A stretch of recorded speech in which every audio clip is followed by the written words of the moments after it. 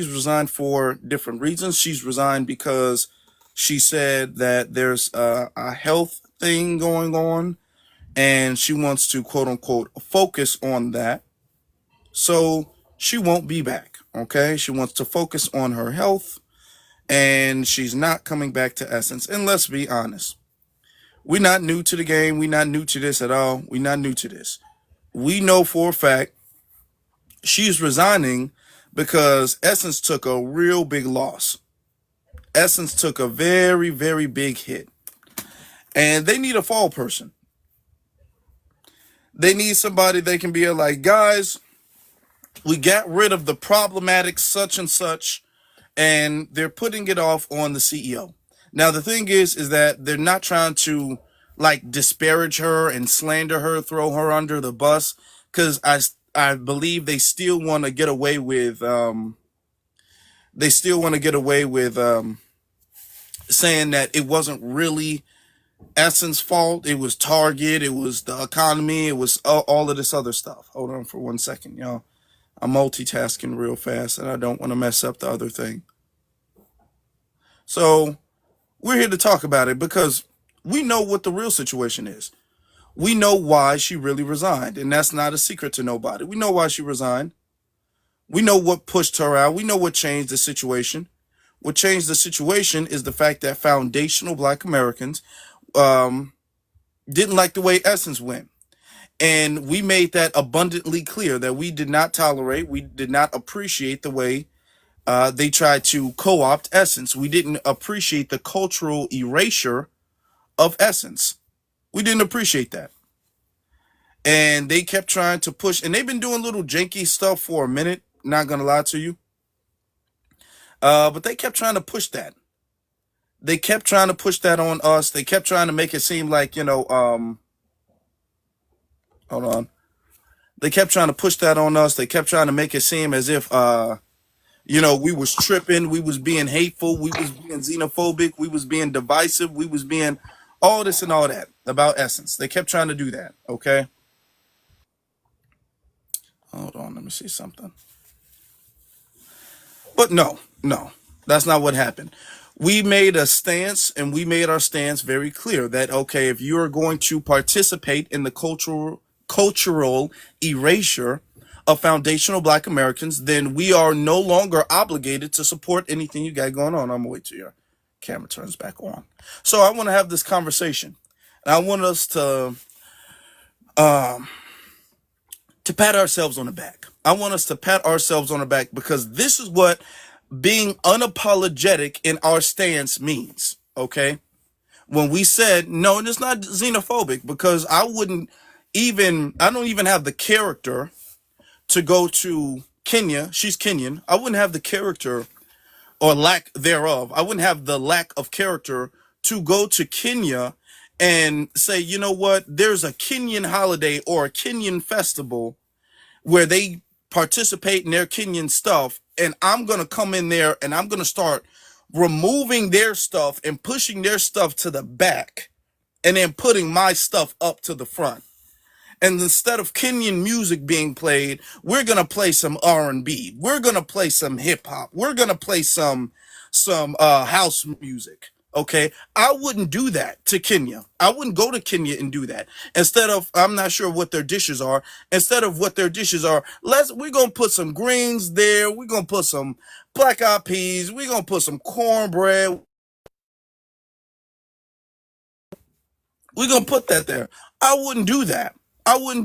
But they come over here and they do that. They do that over here. And we shouldn't tolerate that. We should. Excuse me, y'all. Excuse me about the call. All right. We shouldn't tolerate that. But we're about to get the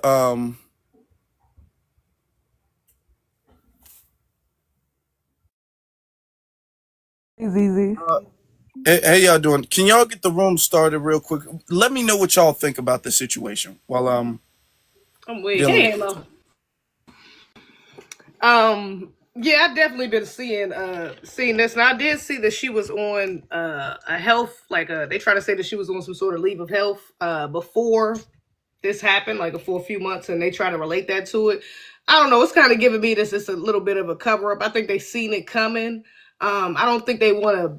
They want to admit to the fact that she kind of fumbled the bag herself, so they're trying to put it off on this whole she's on the health. Not to say that she don't got health issues, because she might. But I think they're trying to put it off on that, trying to make that excuse instead of her taking the fall for it. When it's like, baby, you really fumbled the bag. You disconnected our something that was culturally our event away from our culture, and you try to pull it into and make it into something else. And that's ultimately what came to the downfall of the Essence Festival. But they don't want to admit that, so they're going to say, "Oh no, it's just health reasons." But you don't want to deal with this backlash. You ain't trying to have a worse failure next year on your jacket. So yeah, I think that's essentially what it was, to be honest. But I have seen the health talk. Okay. Well, hold on. BX is on her way. Let me see something for a second. I've seen that, and like I'm saying, we're not trying to disparage or kick nobody while they're down, because that's what a lot of people are gonna be like. Oh, how could y'all say this about somebody? How could y'all kick somebody when they're down? No, we're not kicking nobody when they're down, and we're not trying to disparage anybody. We don't wish her bad health. Okay. We don't wish ill on her. We don't wish her to be sickly or anything like that. But let's be honest. We know um we know an excuse when we see one. We know game when we know a finesse when we see one. If Essence went perfectly, if this was the greatest Essence of all time, they would not even allow her to resign. They would say, "No, you are too critical of Essence right now for you to resign. You just need to, have some drink some damn cough syrup and get a nap, and you need to get back in game. You need to be a part of this in some way. We wouldn't even want you to do that." Now, the whole "I'm resigning indefinitely," that's them trying to kind of, put something off on somebody. You know what I'm saying? That's them trying to do that without them like actually admitting the fact that they messed up. So they're still not fully admitting that they messed up, but they do want to come around next year and be all like, "Well, she just really was too unexperienced." That's what they're going to say. "She was really too unexperienced, so we got rid of her. We're going to have a new CEO." Expect a new CEO to be somebody that is not openly non-FBA. So the new CEO might not be FBA, but the new CEO might not be openly non-FBA. This new CEO might cosplay a little bit better. Their last name might be able to fool people. You know what I'm saying? So we got to be very careful of that. We got to be very aware of that. Well, you know that I don't think she was the only one like really involved. I think it was some guy that wanted also Quit. to take over Eston Fest as well and turn it to Eston Village. It was also some was it the one that the person that's over her, right? They were having conversations about having an African takeover. So need to change. Well, the person who bought Eston Fest. And then come to find out he scammed some FBAs Yeah, I heard about that. out of money. From Essence Festival, the Liberian man, Yeah. huh? Hi, CZ. Hey, I was inviting you to my live. You don't check your messages, do you? I don't. My bad. You sent me a DM about it. It was spur of the moment. I just wanted to tap in about the upcoming beauty supply shops boycott. Okay. But Saturday, I'm having another one at 3. Okay, Okay. I'm with it. Eastern Standard Time. Yeah. Oh, okay. Oh, never mind. I inbox you, Bix. Okay, no problem. But So I was about to cut up. What, you wasn't going to invite me? I told you I was shut down. What's going on? I come in and it's in full swing. no, I sent you one. I sent you twice. I sent it to you twice. And then I waited a little bit, and then I'm all like, okay. I was literally just on Twitter on my other phone, about to text you like, okay, I thought you said you was coming now.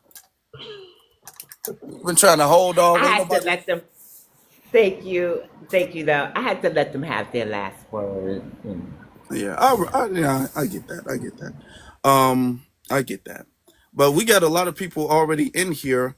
I know BX, you already know about the situation because we talked about it yesterday. But what I'm assuming they're gonna do, because they're not gonna change the thing, and the problem is not just her. Okay, she said problematic things before, but the problem is not just her. I think it was, what's his name? Damn, Richard something, the actual quote unquote owner of Richard Lou, Richard Lou, Dennis, Richard Lou Richard Lou. Dennis, the owner, and he's Liberian. Okay, and remember he was on the Breakfast Club acting like he didn't understand, he couldn't comprehend what the issue was. So if he can't comprehend what the issue is, making her resign isn't going to solve anything, Right. because clearly the owner doesn't see a problem with what we're saying is the problem. So whoever steps up next in line, if he has too much say so, we're going to go through the same exact issue. So yeah, we're just not, yeah. It's still, we still got to hold them accountable. We still got to hold their feet to the fire. But I will give props where props is due to all of us. This is a good sign. Okay. Because I remember when it happened, they was gaslighting. Remember that? They was asked like, man, they don't need y'all no way. Y'all couldn't afford the plane tickets no way. Y'all broke. I remember them saying we was broke. We was too broke to go. I remember that. I remember them saying y'all just ignorant. Essence was popping. Y'all hating. Y'all wasn't there. Was anybody there? Okay, well clearly ain't And I nobody also gonna be there remember next them time. Let me say, saying this is just online, and it's not. Clearly, it's not just online. So I feel stop like trying to downplay FBA. You see it. You see it's popping right now. Stop playing. Okay, real quick. So, because we already got a bunch of people in here, BX, can you please set the decorum of the room, and then we're going to get the conversation started because we already got a list of people. I want y'all to request up. BX, are you with us? Oh, come on now. What is BX doing? BX, come on now. Where'd she go? She was just reading. Maybe she got a call. Okay. Well, we're gonna go ahead then, and then we're gonna just set it in a little bit. She probably does have a call or something like that. Yeah, that might be all. You know, she'll be back momentarily. But who's speaking next? Let's see, you haven't spoken yet. So we'll get to Young and Childless. I feel like this goes hand in hand with like what the administration is trying to do. Like they're trying to erase the erasure of Black history. So like when people come in to change, like let's just say it's not even if we go over to other countries, they actually do have festivals, Carnival, for example. Let's just say we go to your festival, trying to do what we want to do over there. Wouldn't that like be kind of disrespectful? You know what I mean? So it's like to me and I'm not a conspiracy theorist. I'm not trying to make people think like me. So let me put that disclaimer out there. But what I'm saying is sometimes maybe you should look at the bigger picture of things. What if this is what you're doing, trying to erase Black history, to rewrite what's going on? Mm. You know what I mean? Like, and not you know, like I'm not trying to throw nothing out there to like confuse nobody. This is just like how I think sometimes. Like I don't know, like I always think that there's always a deeper meaning to like why people do things, and it's always to unfortunately gain power. And maybe that's just how I think. As I don't know, that's just my thoughts. Thank you. Yeah, this is I mean, we've been noticing like the cultural erasure, because it always starts off our cultural sorry erasure always starts off with a certain formula. It always starts off with trying to universalize everything we do. So that means trying to give credit where credit isn't due. You know what I'm saying? That means when something that belongs to us, was invented by us, was created or protected or popularized by us, they try to universalize that and give credit to everybody. Okay, give everybody a participation trophy. Once you do that, then it kind of opens the gateway to say, well, technically, he did a little bit more than you. All right. And then next thing you know, we start getting pushed out the room. Okay. And we can see that even happening with hip hop. Now, we all understand hip hop is a foundational Black American genre of music, just like pretty much all American genres of music are FBA genres of music for the most part. And then next thing you know, they're saying that you had Cool Herc, who's Jamaican. He participated. I remember them saying he participated, and then you had some Puerto Ricans who participated, and then next thing you know, they're saying Cool Herc invented hip hop. And we get hip hop from Cool Herc and the Jamaicans. And then I was like, okay, so we scratching our head like, when did we get Cool Herc from Jamaicans? And then what happened? And then they're trying to even push the whole, well, you know what, Puerto Ricans, they didn't help. They was kind of like 50-50 with it. Half of the credit belongs to them. We let that slide. Then they'll say Puerto Ricans really did it. And we were there with their music. It will become their music. All right. So this is what they do with everything when they try to universalize things. This is why festivals and cultural holidays and events are so significant to everybody in the world. All right. And everybody in the world understands the necessity of protecting that. All right. Which is why you couldn't go to Carnival and start playing R&B. You couldn't go to Carnival, even if they like R&B, they don't like it that day. That's not what they're going to listen to that day. The food that we eat is not what they're going to eat that day. They're not doing that. You couldn't go to Haitian Flag Day and say, well, you know what? I'm just going to wave the American flag. They're like, nope, not today. Because they understand the importance of gatekeeping, which is why it's so treacherous that because they understand that for them, they'll participate doing that to us. That's what makes it so treacherous, honestly. But BX, can you please set the decorum of the room so we can really, really get stuff started? Yes. Can y'all hear me fine? Yes. Okay, good. So when y'all are allowed to come on the panel, immediately go on mute until directed to speak. When you're directed to speak, please lead with your ethnicity. If you're over 18, and you don't really have to use your pronouns unless you want to, but that's not required. And you don't have to give an exact age. You could just say you're over 18 and that'll be fine. Now, when I say ethnic group, what I mean is your country of origin, right? Not the country you was born in, obviously, because so my ethnicity is African American / Black American, but I culturally identify as a foundational Black American. What that means is that my ancestors can be found in the United States of America between 1863 to 1865, and they were emancipated during those periods and can be found on an 1870 census of the United States of America. If your ancestors does not fit that criteria, you are not an African American / Black American, nor should you culturally identify as a foundational Black American. Mm-hmm. So I gotta say this. We understand your race is Black. We don't go by race anymore, right? So affirmative action is going because of race. DEI is going because of race. There are a lot of Fearless Fund was attacked because of race. You have to go off of your lineage. So if your parents come from Jamaica, you are Jamaican American, Haitian American, there's Nigerian American, Ghanaian American, South African American, so on and so forth. And Afro-Latino. I understand that you have some African descendancy, but African does not mean Black by our construct here in America. We're Black Americans. You are Afro-Latino, that's fine. But please don't use that as an excuse to say that you're Black like us and you face the same things we face and it's the same, because our households are not the same. I have to point that out.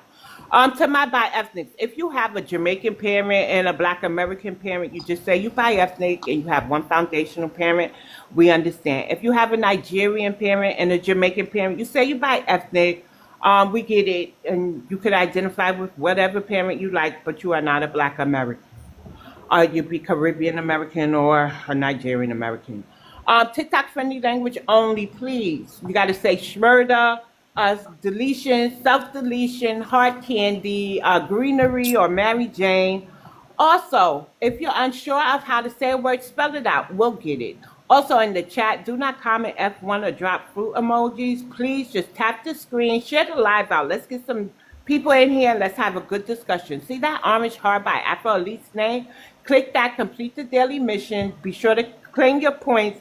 That helps keep him in the algorithm and also improves his rankings. Also, if you claim your points, that'll help you on, I guess it's like a leadership board, and you unlock really cool gifts and items for yourself that you can send to support the host. So I believe that's it. Oh, I will only stop you if I hear misinformation or if you're misidentifying yourself, and we don't have to go through this again, y'all. Also, no disrespect, no misinformation, and please identify as you are, okay? And keep it cute in the chat, and we're gonna have a really good conversation. Can I give my opinion of this? I already told you what happens. We got to be careful because the man who still owns it. He's Liberian. So this could be an old switcheroo. Yeah, we're gonna switch out the CEO of the festival and put another face in it, but they're gonna still be at the helms. And we do understand that once they took control of it, it just wasn't about what it was before. So I really feel that we should make him just go ahead and get rid of it, meaning sell it back to foundational Black Americans, preferably in New Orleans, but not Oprah or not Tyler. Not them, right? Or if not, they could get rid of it. New Orleans, don't be mad if you still wanted it. I'm just thinking we got to come up with something that's more fitting for us now because it's tainted. That's my opinion. Yeah. And if things are dirty, you got to cleanse it. You got to cleanse it. Not half the way, but all the way. Okay? Let's be honest. Essence has been a problem before she got in charge. Before she started running anything, the second he bought it and he started, switching stuff up, Essence been an issue. You know? So it's not just her. So we're not going to be all like, okay, guys, mission complete. No, not yet. But this is a sign. Okay? Gotta say this is a sign that what we're saying is significant enough for whole CEOs to have to resign. Okay. And I want people to understand when people talk about FBA, y'all only online, y'all some fringe group of extremists who just xenophobic, but nobody pays attention. It's only a small percentage of y'all. Okay, well, you know what? We make a big deal to everybody, clearly. And watch them come up and try to gaslight and make it seem like it was something else. Watch them do it, because they always do it. All right, but let's see. Who hasn't spoken yet? I want to make sure everybody's spoken. Hi. Hold I on, haven't. hold on. I haven't We'll get spoken to yet Simon either. and then we'll get to Vitamin. So yeah, hey, Sister BX, I think you do great with your intro. I think the final one, Thank you. if you want to add to it, it should be also, and we don't care what the YT man uh classifies you as, because that's always their other pivot. Well, the white T man looks at me as a Black American. The white T man calls me a African American. We don't care that you bent the knee to the reclassification of the European when you finally got to America. It doesn't. That doesn't allow you into our ethnic group. Okay. Um, when it comes to this, the essence, right? I say we stick to what's been working, and that is just boycotting the entire thing, because they're unless they're going to change the name, because they're not going to change the name, because Essence is a trademark, and I understand trademarks better. We understand trademarks as a lineage, right? Essence is a trademark. The power is in the spelling of ESSENCE. That's the power. That's the because Black Americans put power and greatness behind those letters. They're not, unless they change the name altogether, boycott everything Essence, because what these Africans want to do is make it into a shell company.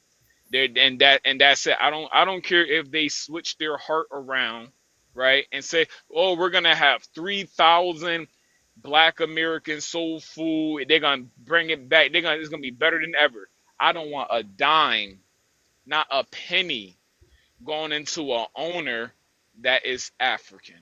Not a penny, right? Not a cent. So as of right now, the reason why I feel she had to resign is because the jig was up, and she went on Breakfast Club saying that she was descendants of slave sellers. All right. Even if they put a black American in that place, I would still boycott everything because Essence is still connected to the African Union now.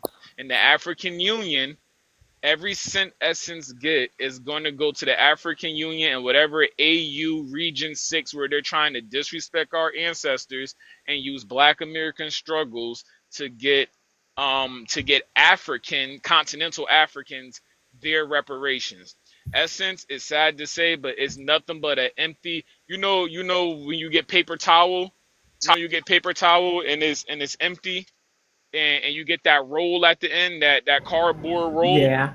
That's what Yeah. Essence is. It's just a hole to funnel money from black Americans straight to Africa. It's just a pipeline. It's an empty pipeline. And guess what? It's a one-way street. It's a one-way flowing pipeline at that. Africa will never flow any type of money back into black Americans. That's not their goal. That's not what Essence. We're gonna get it back. Don't worry. But it won't be today. It won't be within like the next 5 years. But what we can do is that starve that name out, starve everything out of Essence, because actually it needs to get so dirty that it's recognized as ill. This is a sticky, disgusting thing that these Africans did. It needs, since they want to wear it as a badge, it needs to stick to their shirt like mud and ketchup, right? Since that's what they want to do to it. They need to show, because we're the ones who made it gold. We Mm. shined it up. We made it a good trophy. They took it and now it's mud, just like their home country, right? And I'm gonna treat it that way. And I want it to be that dirty for a reason. Because when we grab it back and it's ours again, when it re-shines up, they need to know, oh, it only shines when black Americans touch it. It only shines when black Americans hold it. And this is a renaissance we're in right now, where we're okay with re-innovating. Oh, believe me, the essence of our ancestors holiday and festival will return. That's without a fact. But one thing an African needs to, what we need to know as black Americans, is that these Africans already spent money. They already spent money on it, and they're trying to regain back their profit. They need to be in the hole for even touching it, right? It should cost them. They need to be in debt for even thinking they can make money off of our ancestors, if that makes sense. So just starve Essence out wherever it is, whether it's a video game, earrings, I don't care. Find out if Essence has a parent company. You starve out that parent company also. Yeah, because it's sad, but Essence is an empty shell company right now. It had a lot of soul in it prior to these Africans touching it. These Africans touch it, they are soulless people, right? Mm. These Africans are soulless people.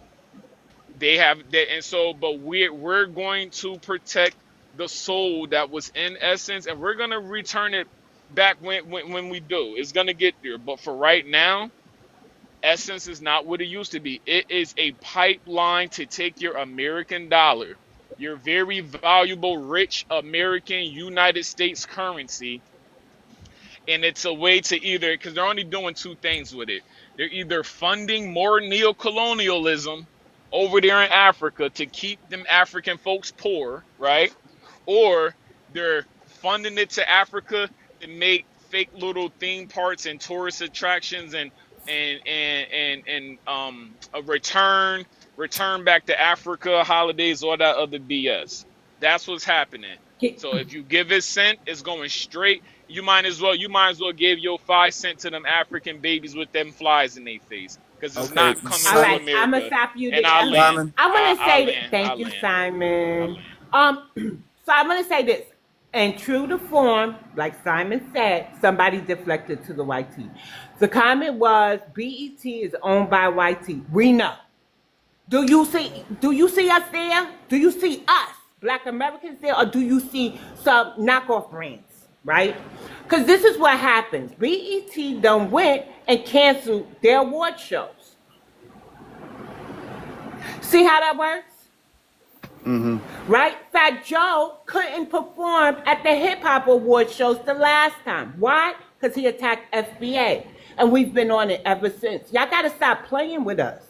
So when we're talking about our issues with the Africans or the Caribbeans or the Eucadians or the Canadians or the Mexicanians or whoever's out there that's melanated, please don't deflect to the white tee, because we have successfully been fighting them. The fight's not over, but y'all are in the way, and there's some issues that has arisen between us and you that's come to our attention, right? Because if we haven't been successful in fighting them, y'all wouldn't be here right now. We wouldn't have civil rights. We wouldn't have the right to protest. And We would, yeah, to add on to that, if you guys didn't know, this is also news, which is interesting. The CEO of Target is also resigning. Oh, The I heard CEO about of that. Target has officially announced that after 11 years, the CEO of Target will resign. Guess when? Something's gonna be. Y'all gonna laugh about this. The CEO of Target is going to resign next year on February 1st. Oh, really? Black History Month. Really? That ain't because Oh, of FBA I'm just though. saying. I'm just saying. So that's how you know for a fact it was us who did it. Yeah. No, it wasn't. Okay. Now I bet you guys it's gonna be a No, it huge wasn't. Black History Month I didn't tell sale you Gotta that won't up, Target man. hey, stop launches. yelling. Stop yelling, Okay. sir. It's who gonna be FBA. that. I can tell Hey, y'all who it stay was. Okay, you on got your owned up though. microphone, Dude, sir. just wait your turn. You gonna speak, man. You're gonna speak? Damn. There's a couple of people who've been waiting a little bit longer than you. But you gonna speak. All right. But yeah. So anybody who like, y'all don't take that danger, y'all don't do that to no white people, ask the CEO of Target. Okay. Hmm. Because they sitting up there scratching their head, and then they was like, okay, this boycott don't look like it's ending soon. We gotta throw somebody out the room. So I'm just letting y'all know. Letting y'all know. Okay, let's get to Vitamin and then Lips and Froze, and then we'll get to you. Hi, I am here from Atlanta, well, from Pittsburgh. Live in Atlanta, foundational Black American. Both of my parents are foundational Black Americans, and trace my family back. I've actually been doing my research back to my fifth great grandfather and great grandmother. So, was that everything I was supposed to tell y'all? Yeah, we just need to know your lineage before you go Oh, on. okay. So I'm just coming on maybe 30, 40 minutes. And about the Essence Festival. Yeah, I don't know if you all knew this or if you had discussed it, but the gentleman that runs it, Mr. Dennis, Mm-hmm. or owns it, I'm sorry, owns it. There was a luncheon. You can Google, it was a luncheon with them and the union, Nigerian union, and their government officials. And the luncheon was about making Nigeria the focal point at Essence Festival. And that was the play. So that's what they did, and it failed. Mm-hmm. So, like the gentleman said, we need to stay on our necks and don't let up. Because that was a slick move. He thought he was slick. And the other thing I wanted to say, you all talked about, like us gatekeeping, our culture and things like that. I don't know if you've noticed this, but HBCUs, what are they? The drum majors. You know how they march and everything, their style. Well, it's on TikTok. There's some Hispanic young men doing the same moves, the same way. And in the comments, true to form, it's not your style, Black people. So the other thing is, and these may be small things, but like even our skating, like our style of skating. There's a white tee gentleman who hung around, the BLK community and started to learn that style. And then Usher brought him up on his show, and then now everybody loves him. And now all the white tee people are saying they've been skating like that. We have been skating like that for You know years. what? Yes, we have been, and I had to tell them I have receipts. I'm 56 years old, and I know there's people older than me that are still out there skating. But yes, that is what's going on. Body white and roll bounce. All right, yeah, I ain't seen it, but go ahead, sister. Right, but that's what they're doing. The guy's name is Push. If you go on like role models You on know what you tell Instagram. them? Ice skating, right? Because I remember when I used to live on the Fordham section of the Bronx, they used to have an ice skating rink. When you go downtown, what is that? Rockefeller Center around Christmas time? That's their thing. Ice skating. You know they from the cold Caucasus Mountains anyway. Ice skating is like home to them. Ice skating is their thing. Roller skating is ours. So now they're trying to Yeah. say that, and if you go on like some of those role model, and there's a few others on all across social media, you will see lots of them now at Cascade at our skating rinks. And before, we used to just have Soul Night. Now it's them. Here they are trying to skate like us in our style. And I had to tell somebody, our brothers have been skating like that forever. That ain't nothing new. And so this is what's going on. And the last thing I'm going to say before I leave, because I got to get out of here. I was on a few panels the other day, and some Africans were saying that their new thing now is that the Nigerians have been coming here since the 20s to study, and that they didn't need our civil rights movement. And it has nothing to do with immigration, the immigration bill that helped them, not our civil rights movement. So I had to get on there and tell them, we laid the groundwork for the immigration.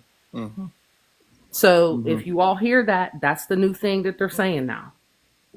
Yeah. I had to tell him, you came over here in 1925 to study. They didn't let your African butt stay here. You had to go back home. But that is what's going on. I don't even And think they and came over to even study. even the ones who came over to study, they didn't just allow any Tom, Dick, and Harry to come over here and study. You had to have some crazy connections in order to send your child over here for some medical school or whatever the case may be. And then you'd have to leave. There would have to be an exchange. Y'all coming over here to just buy a house and live here, that wasn't allowed at all until we fought for the rights for that to happen. That's correct. Thank you so Charity much. work too. You had a lot of schools that would just do charity because white tea folks are predators. So they would go to Africa, probably trade off some little village girl, and in exchange that they would say, okay, you could send your son over there for schooling, and saying and then like Afro said, they would come over here for their school, and then you'll be bounced out of here. So let's not act like Yeah. it was this whole love Yeah. affair from the earlies. Yeah. Okay. Most of them didn't come here until after that time. So we can just look at the dates and when they arrived. All right. Thank you. Let's get to our sister Lips and Froze. Hey, How peace, you doing? How Afro you doing? panel. Peace to you. Hey, what's going on, Sister BX and everybody? Um, Are you? I'm good, sister. I wanted to say this about Essence. In my personal opinion, I feel like we need to just leave it alone.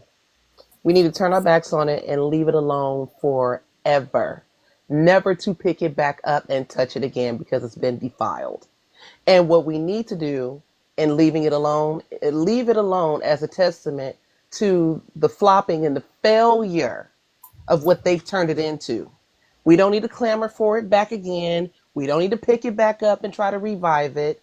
I believe as FBAs, like we always do, let's just rebrand and reinvent and rebuild and create something brand new and different, completely separate and different, even more dynamic, more fabulous, and more sought after and more, um, what is the word when you really desire something? Even more desired than what Essence was. Let's not forget what we created and celebrate its past and how it opened the door for us, being on the pedestal that we are as FBAs. But let's just leave it alone and never touch it again. And let's just continue to fail, flop, and just be shattered and left by the wayside. Um, What else did I want to add to this? We need to get in the process and learning how to walk away from things that no longer serve us. Essence was there and was created by people who really, really cared for Black community in America, FBA, Black community, Black American community specifically. Let's get in the habit of leaving things that no longer serve us. It no longer serves us. Let's not have this conversation about picking this up again. You know, we are dynamic, innovative people. What else do I want to say? Uh,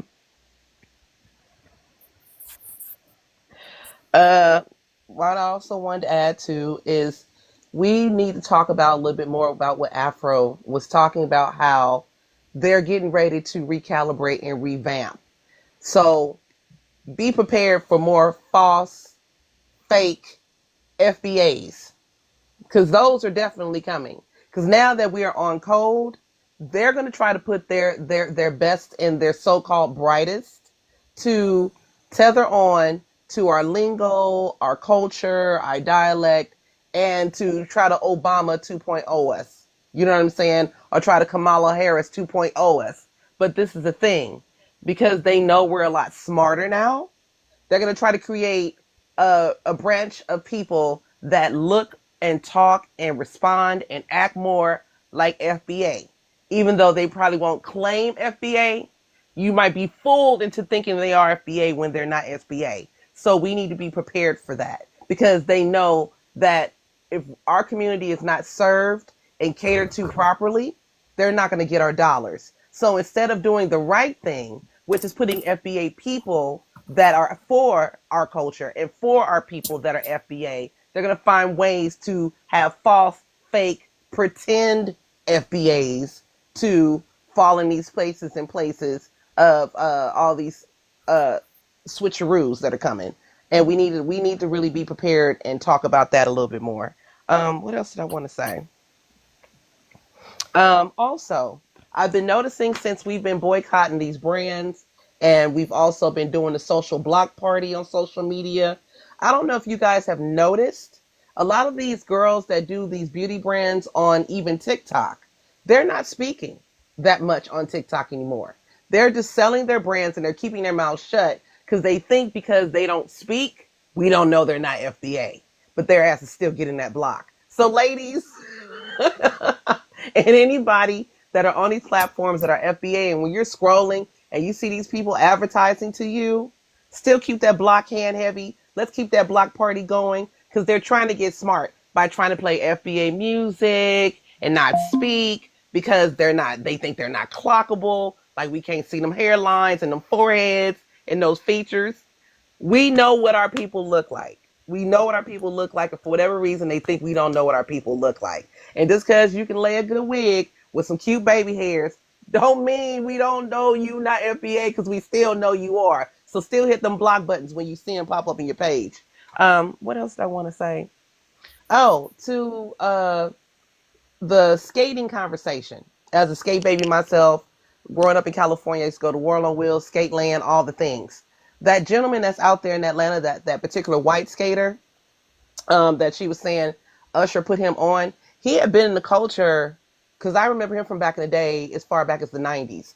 He's been around for a very, very long time.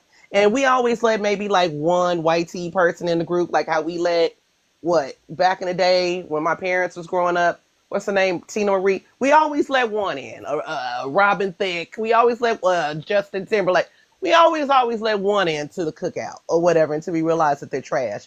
But just for the sake of conversation and just ish and giggles, he's been around for a while. He's been in the community for a long time, and I believe his wife is white. I mean, his wife is black, and his child is biracial. For the time being, that's all I had on it for now. That's all I had on it. Thank you for letting me speak. I'll mute up for the time being. Thank you. All right, thank you. Let's get to Tevin Wilson. Do you know they trying to turn BET into Africa too? Talking about BET Africa. I haven't heard of that. Tevin, Yeah. Tevin, are you with us? Because you had a lot to say before. Yeah. I can't hear you. Can you hear me? You hear me now? little bit louder. Can you hear me? Can you hear me? Can you hear Yeah, me? yeah, I can hear you. Yep. All right. So, question. What? Before you ask the question, let me ask the question. Where are you Yes. from? Newark, New Jersey, the original Lenape-Hogan territory, Turtle Island, treaty capital. Okay, so you're foundational Black Would that American. be now? No, listen. Are This you is an what. Indian? Listen. He's doing this No, Indian listen. John. Listen. Before y'all start talking, listen. Okay, I'm Listen. asking a We gotta question. listen. Listen. Now, the reason why I'm saying that because this is the original territory of the Lenape-Hogan Confederacy. I know. That's why Shut I the asked fuck what up and county are listen. you What in? the fuck? Nah, Damn. Whoa. no. See, now you can exit. You Whoa. can exit. Because, see, here's the thing, right? When we go to New Jersey, I'm very familiar because my ancestors are from there too, and the early settlers pushed them off. So I'm asking what county to see if you accurate or not. That's insane. You just did all that for Yeah, what? they're not wrapped too tight. He's Zane, not Oh wrapped don't yeah, too that was a don't tight. push him. Pan African Oh, Indian, that was right? too I was disrespectful. Hella disrespectful. Come on now. no, I was trying to see if he was $5 too, something in his voice, but I'm I'm a, not checking his page. So it's People on that this needs app. to be. We're probably gonna have a conversation about that too, because I'm gonna be honest. I'm starting to see. No offense to anybody. I'm starting to hold on. I mean, because there's we got a colonizer in the. I'm sounding like Dr. Umar. We got a colonizer in the chat room, y'all. We have a colonizer in the chat room. We have a colonizer in the chat room. Let me not do that. Okay, let me not do that. You're already going through enough. Let me not do that. Okay, okay. But yeah, I'm starting to see a little problematic element from people, quote unquote, claiming all of a sudden to be American Indian. You know, some of it, I think they're trying to make American Indians have a bad rep. So they're not really indigenous, and they're going around just kind of wilding to make and Mm. being rude and disrespectful to make it seem as if any black person who claims to be indigenous is belligerent or disrespectful or whatever the case is. Some of these people, especially the ones you can't see their face, some of these people I don't even think are black racially at all. So you know what I'm saying. I'm starting to see that when it comes to certain people. So I remember I was in your this live last time, and I explained that a lot of people now are starting to know, especially about history, saying that okay, Native Americans, essentially this person who was here, already given up their rights of they signed the deal with the devil already. You know what I mean? So it's like everybody's trying to tell us Black Americans, well, maybe you shouldn't have this. Well, maybe you shouldn't do this. You shouldn't do this. Well, what have we done other than do it? We've already proven we've built this country. We've done everything we needed to do. So why not can't we have everything that's we're asked for?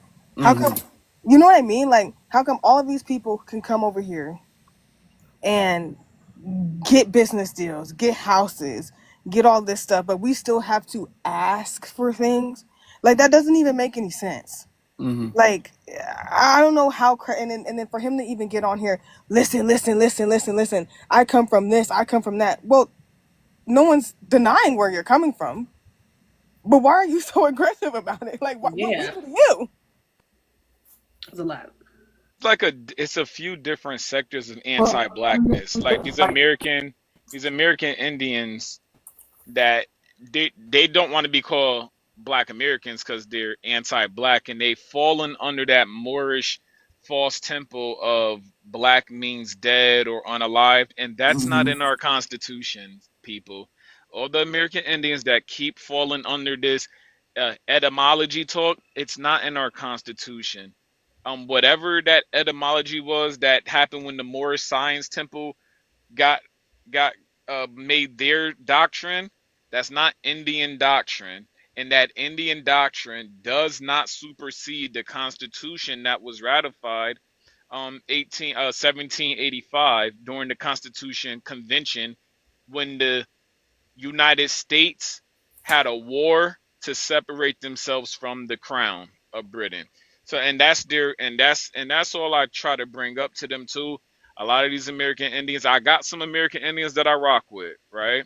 But the ones that's hyper fixated on this black term, they're just anti-black, and they got to realize R&B is Black American music. Hip hop, they've been trying to claim our greatness too.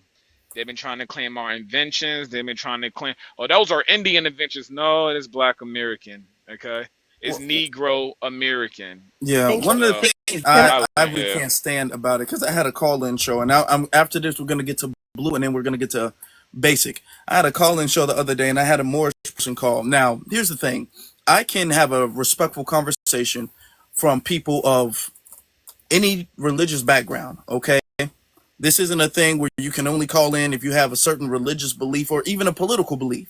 You can even disagree with me politically, and we can have a civil conversation, and we can respect each other, agree to disagree, or we can agree on things. All right. So the Moorish person called in, and I asked about what she thought about reparations. Okay, and I noticed this when they call in, they don't support reparations. They don't like the word black. So I'm all like, at this point, what should we do? Because according to a lot of their belief, let me not even say all, but according to a lot of their belief, we're all just cursed. We're all cursed people. So what are we supposed to do? Just stay cursed to the end of time? Like what? Like there's no like a strategy to move forward. To them, it's all we're just cursed. We ain't gonna get reparations. We ain't black. It's just we just might as well throw our hands up and say, oh well. Okay, so yeah, nobody's gonna follow that. But yet, if you want to believe in that half glass ass empty tongue twister right there, okay, mentality, fine. But I take issue with the fact that they try to push that on everybody when we're trying to do something. They come on, brother, come on, believe you're cursed. No, come on, stop that. All right. Um, let's get to Blue Fire FBA. How you doing? Good morning. Good evening, panel. Good evening. Good evening. I came up because when the other sisters was that was in her profile was pink. She said that the Africans is trying to claim that they were already over here before the civil rights movement. They were over here, but the only way for them to get over here before the civil rights movement, they had to have a sponsor, and the sponsor was always Black American. Mm, So when they sit up there and try to tell us that we were already over here, yes, you were sponsored over here by us. You still got over here through Black American. So I got into an argument with an African guy and try to say that white tea Americans treat him better when they come over here. They're more welcome. And I had to tell them they didn't even want y'all over here. We the ones that got y'all over here, not them. So mm-hmm, they doing Thank. they're trying to rewritten history, and with all that, when it comes down to immigration, a lot of immigrants are over here because of Black Americans, even the white tea ones. So everybody that immigrated here before the Revolutionary War was won, y'all are over here because of us. We paid the way because of us. So when they try to sit up there and try to minimize our contribution, just let them know you are on this soil because of what Black Americans fought for and what we built. mm-hmm. And I land with that. That's very true. What? Guys, let's get the likes up. We don't even got 30K likes, and there's 300 people in the room. We got it. I know this. I know there's some haters in the room. I understand that. I don't expect that from them. But for the people who are solid, let's get these likes up, y'all. Let's get these likes up. All right, everybody. Blue. Were they trying to argue that they were instrumental in the civil rights, or just that they were here? Like, what was the angle behind that? No, they were trying to argue that it was white tea people that the one that got them over here. It Okay. wasn't us. Mm-hmm. So I was saying too. So There Hold was on, some but before you go, let's yeah, get to, okay, go ahead. because I want to get to basic real quick. That way, everybody's spoken before we like open a dialogue. What's going on, everybody? What's going on, bro? Yeah, as far as Essence, man, I agree. I can't remember who said it, but we should definitely just leave Essence alone. At this point, they've pretty much tainted it, and it's cool.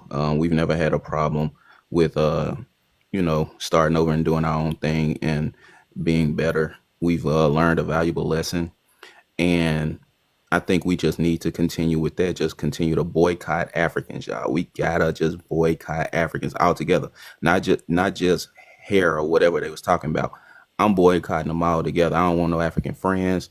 I don't go to none of y'all restaurants and nothing. I don't need nothing from no Africans because y'all a bunch of scamming people. Y'all lie a whole lot. And I just saw the bald head Cynthia Erivo. They putting her back in another movie, and this time she's gonna be portraying Shaka Khan. So you can't tell me that these And Shaka Khan is still alive. They didn't Like, li- ask her who they wanted to play her. listen, man. Doubt This is Shaka Khan wanted that ridiculous. woman to play her. I I you, doubt you know it. she didn't, but my point is you cannot tell me these people ain't clicked in You with the said that YT. they're trying to play Shaka Khan. Yeah, she's already gotten the role. Did you Cynthia say Erivo? I was Cynthia? saying earlier. No, And she's damn trying to Cynthia, get well. paid twice too. yeah, Cynthia Erivo, the She lady looks who was not Shaka Khan. That woman looked like a witch. What? yeah. I've been looking really good, as a matter of fact. Shaka Khan is beautiful. Cynthia Erivo and Greta. That's what I What? was saying earlier.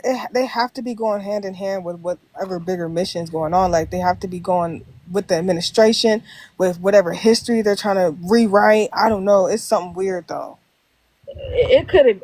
It could have been me because I would have said no. I don't want that woman playing me, and no, y'all don't got the rights to my story.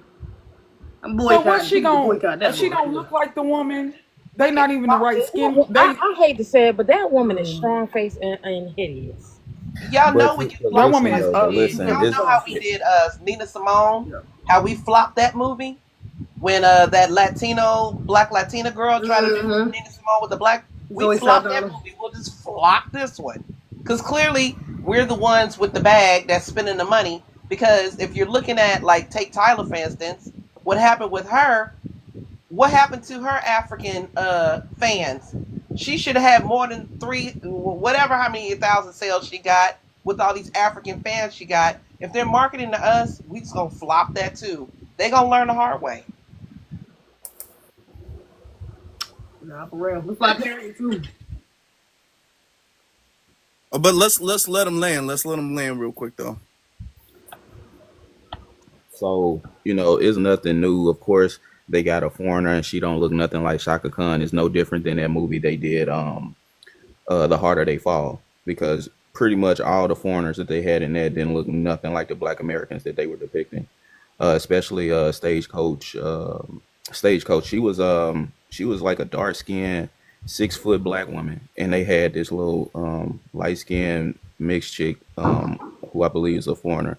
So this is what they do. I think is a form of disrespect that they are doing this because they already know that Cynthia Erivo is not liked by our community. So for them to be putting her to portray somebody like Shaka Khan, and if you know anything about Shaka Khan, I mean, she's not going to agree to this anyway.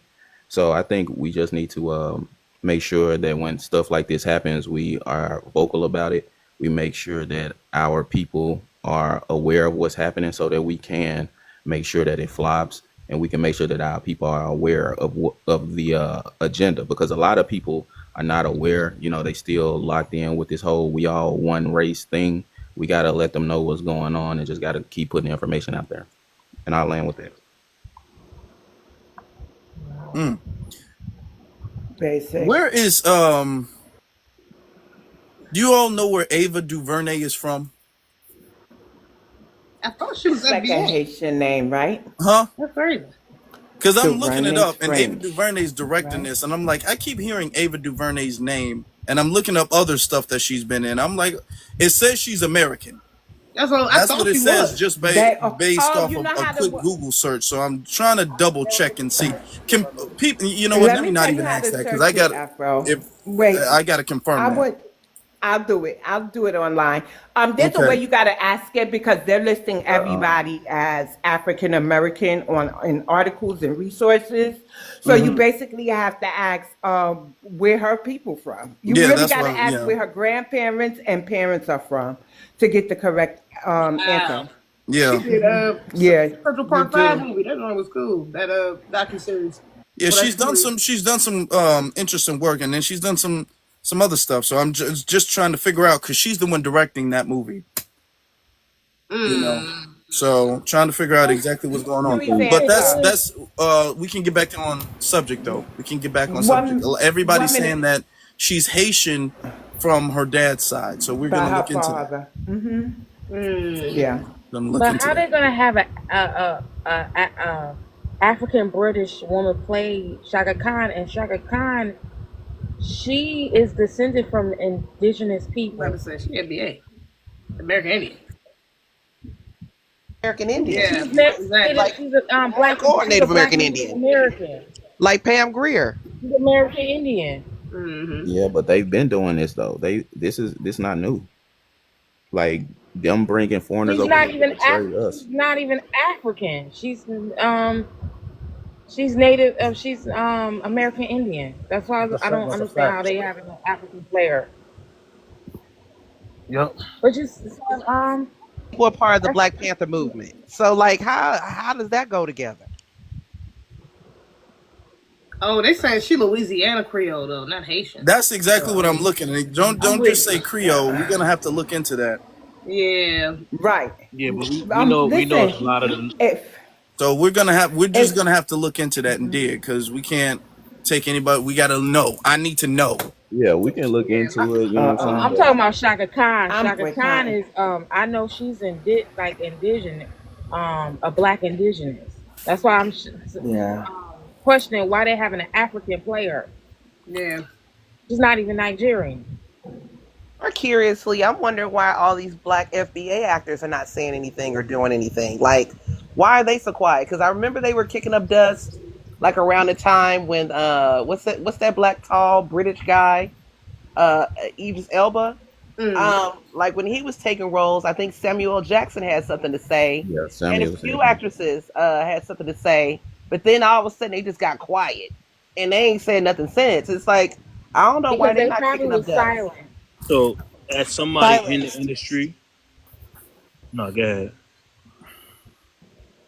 No, I don't know who was talking, but I was gonna say they probably got silenced. Like, let's just, for example, Amanda Seals.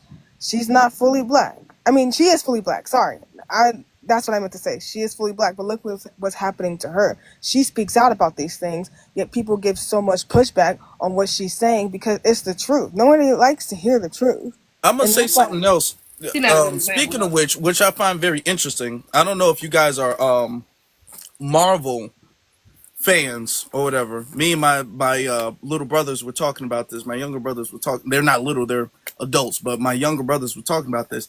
There seems to be, just follow me. There seems to be an issue going on with the next Avengers movie, and a lot of people are saying that Ryan Reynolds and Robert Downey Jr. got into it. Okay, Really?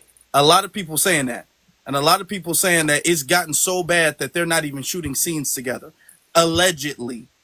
Okay. So now people are saying that they're thinking about trying to work Ryan Reynolds' character, who is Deadpool, out the movie. Okay. Because they got to keep Robert Downey Jr. in there, allegedly. But a lot of people are pulling up Ryan Reynolds' kind of his background, and they're saying, hey, Ryan Reynolds has kind of been problematic. Ryan Reynolds is kind of known, and his wife, who's also an actress, are kind of known for going into sets and kind of strong arming the Oh staff yeah. and being toxic and creating That is toxic true. environments and taking over. And I'm following all of this back to remember Marvel was failing until Wesley Snipes, a foundational Black American, played Mm-hmm. Blade in the 90s. And then everybody went to go see Blade. Everybody liked Blade. They had a very first successful movie, a very first second movie. And then in the third movie, Ryan Reynolds was introduced as a character. and they tried to pivot the focal point or the attention from Blade to Ryan Reynolds' character. I forgot the name of the character he was playing, but they tried to pivot it to Blade. So then all of the posters was of Ryan Reynolds, and he got the like last say on set, and he got to have a whole bunch of creative decision making when it came to the movie, because they were pretty much going to hand the franchise from Wesley Snipes to Ryan Reynolds, okay, who's now playing Deadpool. So what I find very interesting is when he was doing that, Wesley Snipes also had an issue with that. He was all like, I'm the one who kind of made this franchise. I'm the star of the franchise. You're not going to let this dude come over here and then like push me out of my own franchise. And then I remember after that, it was a lot of rumors that Wesley Snipes was the problem. And Wesley Snipes was kind of shadow banned to a degree, or blackballed, I guess they would say in Hollywood. Wesley Snipes, people's all like, man, Wesley Snipes is real difficult to work with, and Wesley Snipes kind of had a hard time in Hollywood after that. He was quote unquote labeled as difficult to work with because he didn't let Ryan Reynolds come over and then take over everything. You know what I'm saying? So I think that that's very interesting. That is what they do. And I'm circling all of this back to Cynthia Erivo. That is what they do when it comes to black actors who do, say something, who do address anything. They get labeled as difficult to work with. And then it's hard for them to get a next role, to be on the next movie. Now people are cutting their scenes out and all of this stuff, just like they did with Wesley Snipes. Yeah. They also did that to As somebody in the Monique. industry, They did that to Monique as well. Yeah, they did. They also did do that to Monique when she said something. Hmm. as somebody actually in the industry, I do stunts. I'm a stunt man, jump off of buildings, jump out of cars, put myself on fire, all that fun stuff. Before becoming a stunt man, I was an actor, and that was actually part of the issue that I had, because the problem was they kept casting me to be a game banger, DRUG lord, and all this other degenerate things. And that at first it's cool. I started elevating and going at a fast pace with these roles, and then I started realizing every role is a degenerate role. When I'm going to get another role. And so what happened was and like I said, it's internal problems a lot of people don't know. We actually started protesting these things, the black Americans, protesting these roles. And what happened was a lot of the Africans and the Africans from UK, they'd take these roles, knowing that we protested these roles and saying something about it. They would take these roles, even if it's for the low. They just trying to make it and be on TV. They don't care.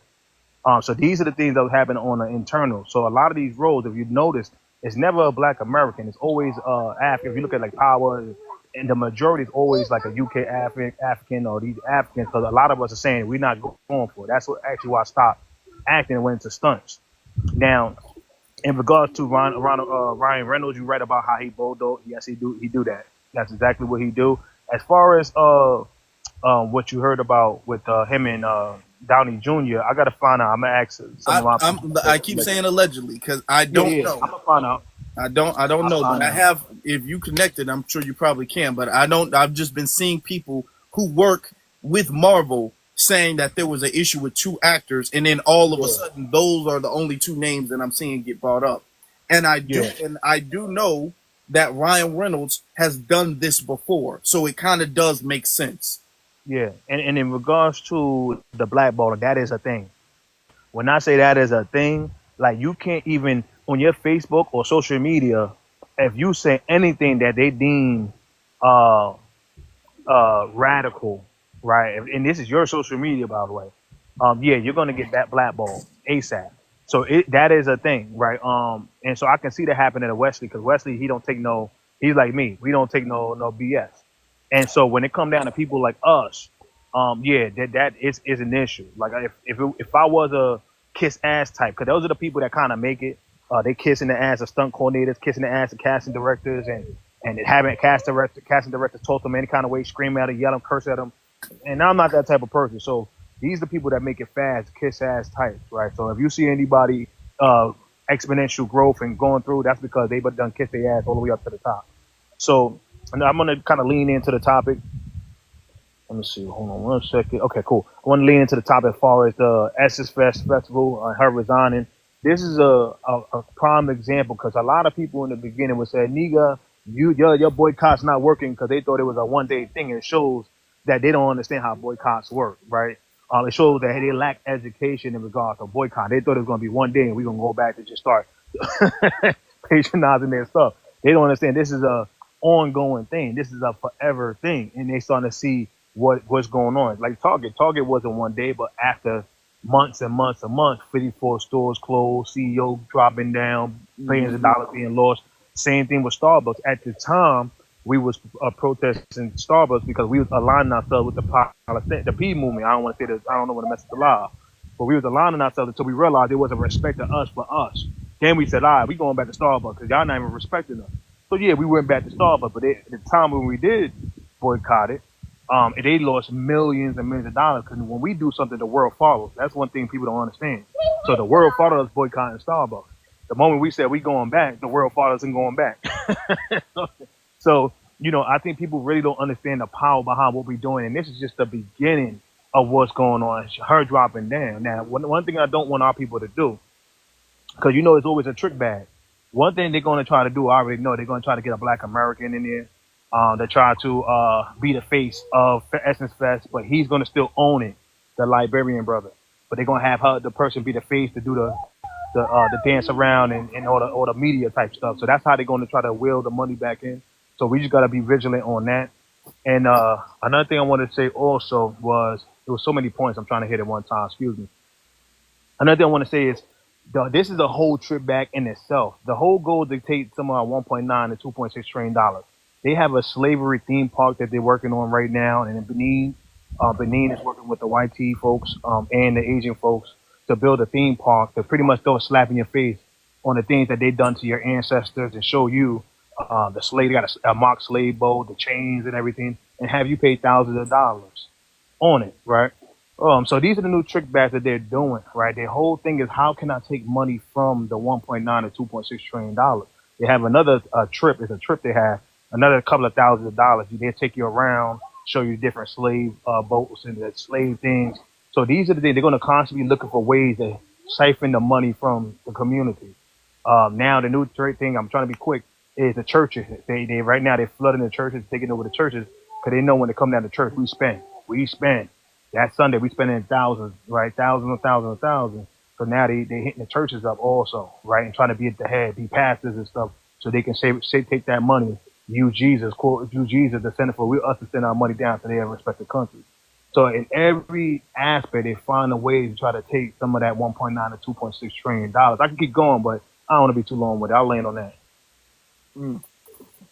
Yeah, it's a finesse. We're gonna have to. There's people who want to come up, so we're gonna have to cycle certain people out in a little bit. Yeah, if you want to drop me down, you can drop me down, sweetheart. Okay, thank you. Appreciate y'all. Zizi, do you have anything you want to say before we move on? He just said something to Slim. I actually did want to say something before he started talking. I forgot. About something you was just. Oh yeah, the Ryan Reynolds thing.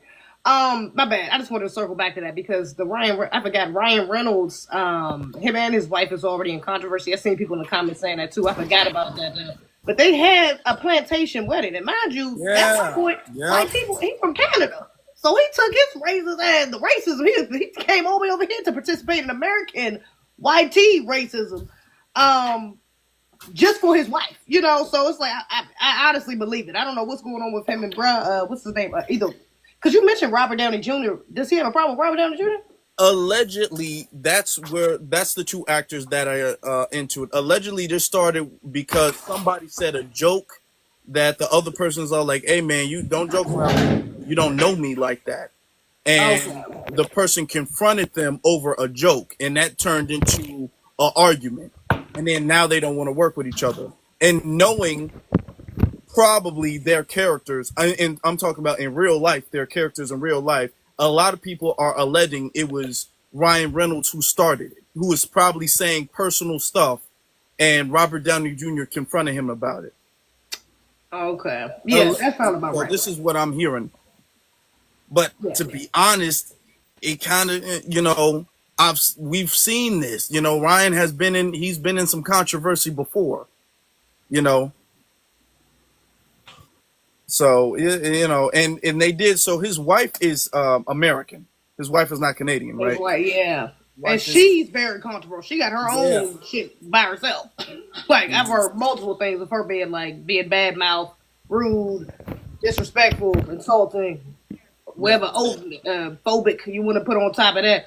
But yeah, I've heard a lot about her Yeah, as I well have. from I this think they were trial. just recently in some type of lawsuit. His wife did a Right. romance movie or something like that. Now they suing the dude or something. I don't know all the details, but something about that's going on. And now folks is getting lawsuits. And the movie, it took a lot of bad press, and I think the movie didn't do that well because of that. So it's a whole lot of stuff.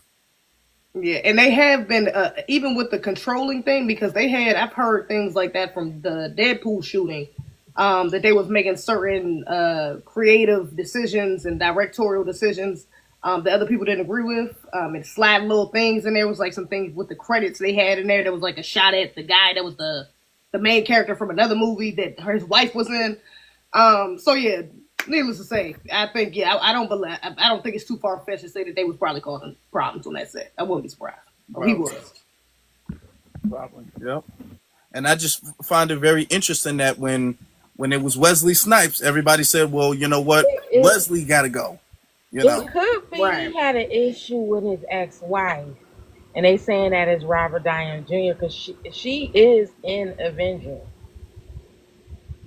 Robert Robert Downey Downey Jr.'s Jr.'s wife? wife is in No, Avengers. not Robbie Downey. I'm talking about Ryan Reynolds' ex-wife. He was married to Scarlett Johansson. Scarlett He cheated Johansson. on Is Scarlett Scarlett Johansson with his Johansson in? previous No, wife. Scarlett Johansson's in this Avengers movie. Scarlett She Johansson is not could his be a wife. part. She could be a part because she's a part of the franchise of Avengers.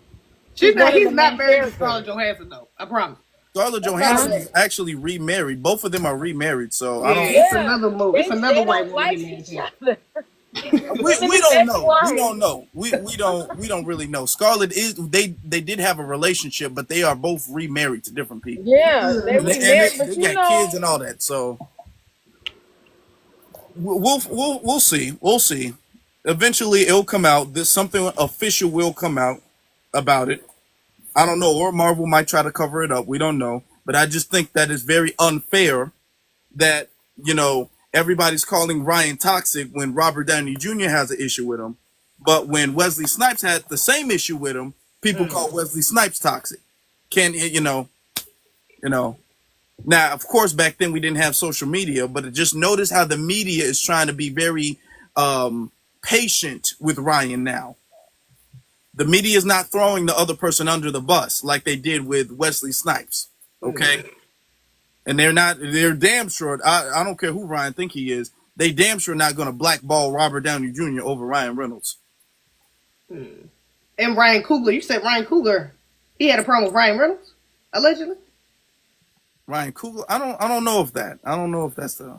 I thought you started. For some reason, I thought when you first started talking about it, I thought you said Ryan Coogler. That's why I was trying to hold on to that. But maybe you meant Ryan Reynolds. The best way, I know we talked about, and I just want to kind of piggyback. If you don't mind me, brother. Mm-hmm. The Shaka Khan. The best way for us to really start sending a message is with our money, right? Because those producers, those filmmakers, that's what they look at. You want to do bubbles? We do bubbles right after, right? The best way to really send a message is just with our money and let them know. And we know we the ones that really do the spending. So we have to go to that theater. And although she may be the actor and she may have the role, we got to let it be known. And not only with our money, send the message also. Let it be known this is not what we want to do. That's the best way to go about it, right? And so that's how they listen with money. That's all they care about is the money. I don't think the problem's going to last that much longer with Cynthia Erivo or anything like that, because the thing is that it takes millions of dollars to get this stuff together, to advertise all of that stuff. It takes a lot of money and a lot of time to do all of this stuff, right? The thing is that if they realize everything you put her in, she can't sell, everything you put her in, folks is boycotting, we got to let it be known publicly that that's what's going on. That she's in the movie, she's starring in the movie, and we're not going to see the movie because she's the star of the movie. Okay? And they're going to try to save face. They're going to try to make it seem like the movie was a success, the same way they did with Harriet. If you guys remember, she starred in Harriet. She was Harriet Tubman. That movie didn't do well, but they tried to make it seem like that movie did well. It didn't. And now, and compare that to a movie earlier this year, Sinners, okay, with Michael B. Jordan and Ryan Coogler. And I remember when the movie came out, they was all like, "Oh, I don't know if the movie gonna make a profit," and the movie made a huge, huge profit.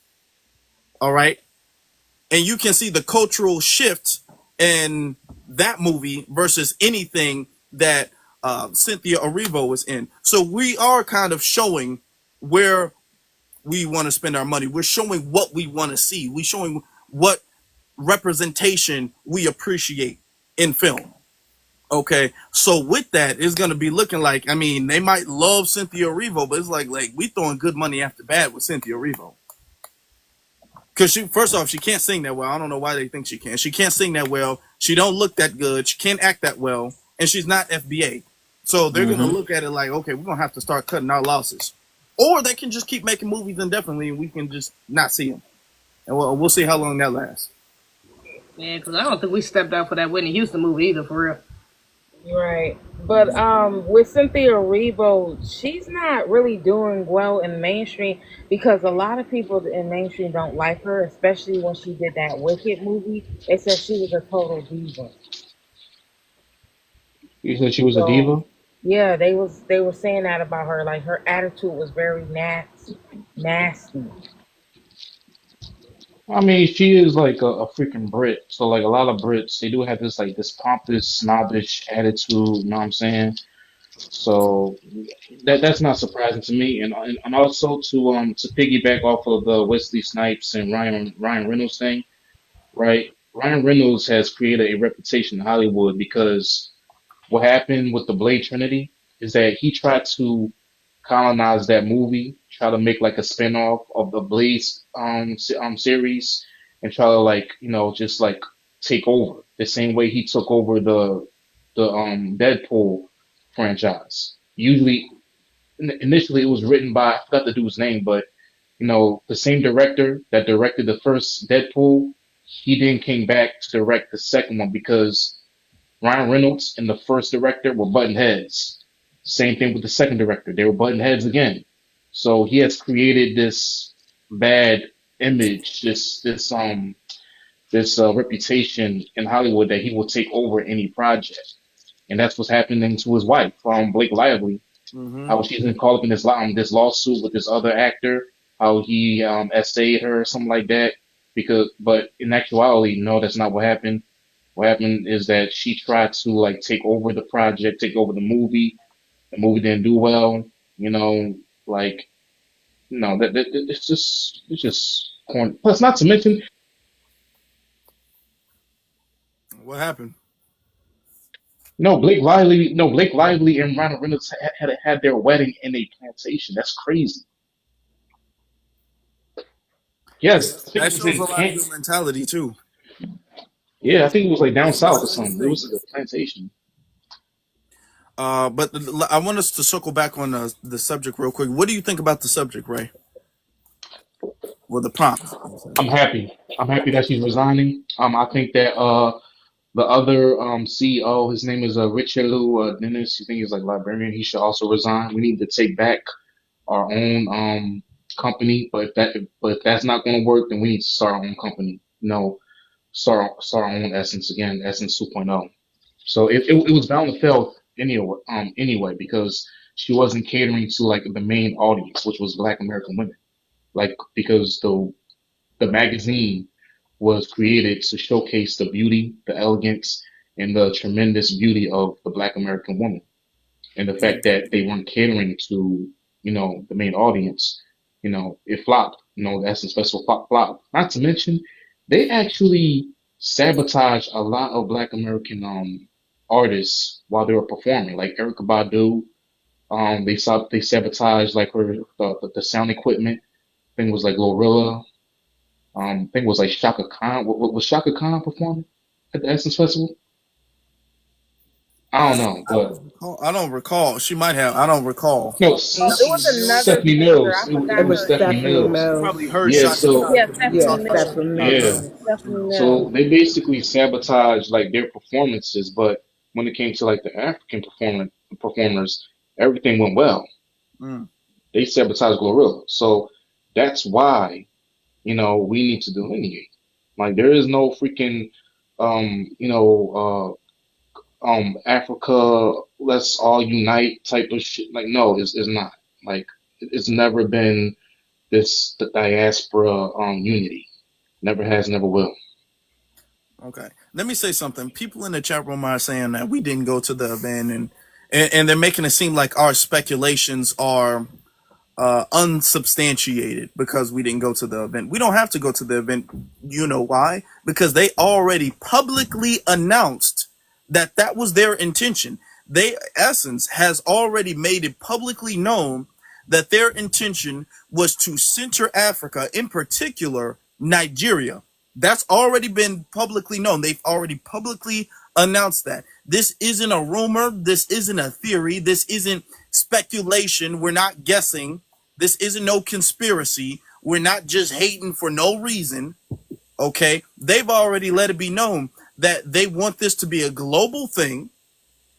And then they want this to be a global thing about the diaspora, and then they want the diaspora, they want to center Essence around Nigerians and Nigerian culture, customs, and all of that. They've already said that. So now we're saying that. Now y'all sitting up there lying, being all like, that's not true. That's not true. Well, they said it. So are they lying when they said it? We're just speaking on what's already publicly known. Thank you. Thank you.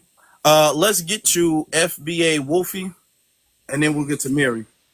Hey everyone, how y'all doing today? How you doing? Good, good, good. Hey BX, hey Ray, hey Blue, Foundational Maria, ZZ. Nice to meet you, user. And host Afro Elite. Mm-hmm. So I want to address the topic because her response after the essence is really catchy to me. I want to make this statement, and this is it. She said that she can speak for black people, and she made it just to like look at me. I'm black, and I want to expand on that statement because a lot of melanated people who immigrate over here feel like the skin tone give them the reason to speak for us as a community. I thought it was common sense that it was difference in culture. Like Black Americans have the similar live experience in life, and as in their culture, even if they live in the United States, their home is not of a Black American home. Mm-hmm. Their dinner time is not a Black American dinner time. The languages, the food that they eat, the conversations that they have. I was thinking to myself, today, my mother or father never said not one ill thing about Africa. But you can take the same people in the same age group as my parents, and they have said negative things about Black Americans.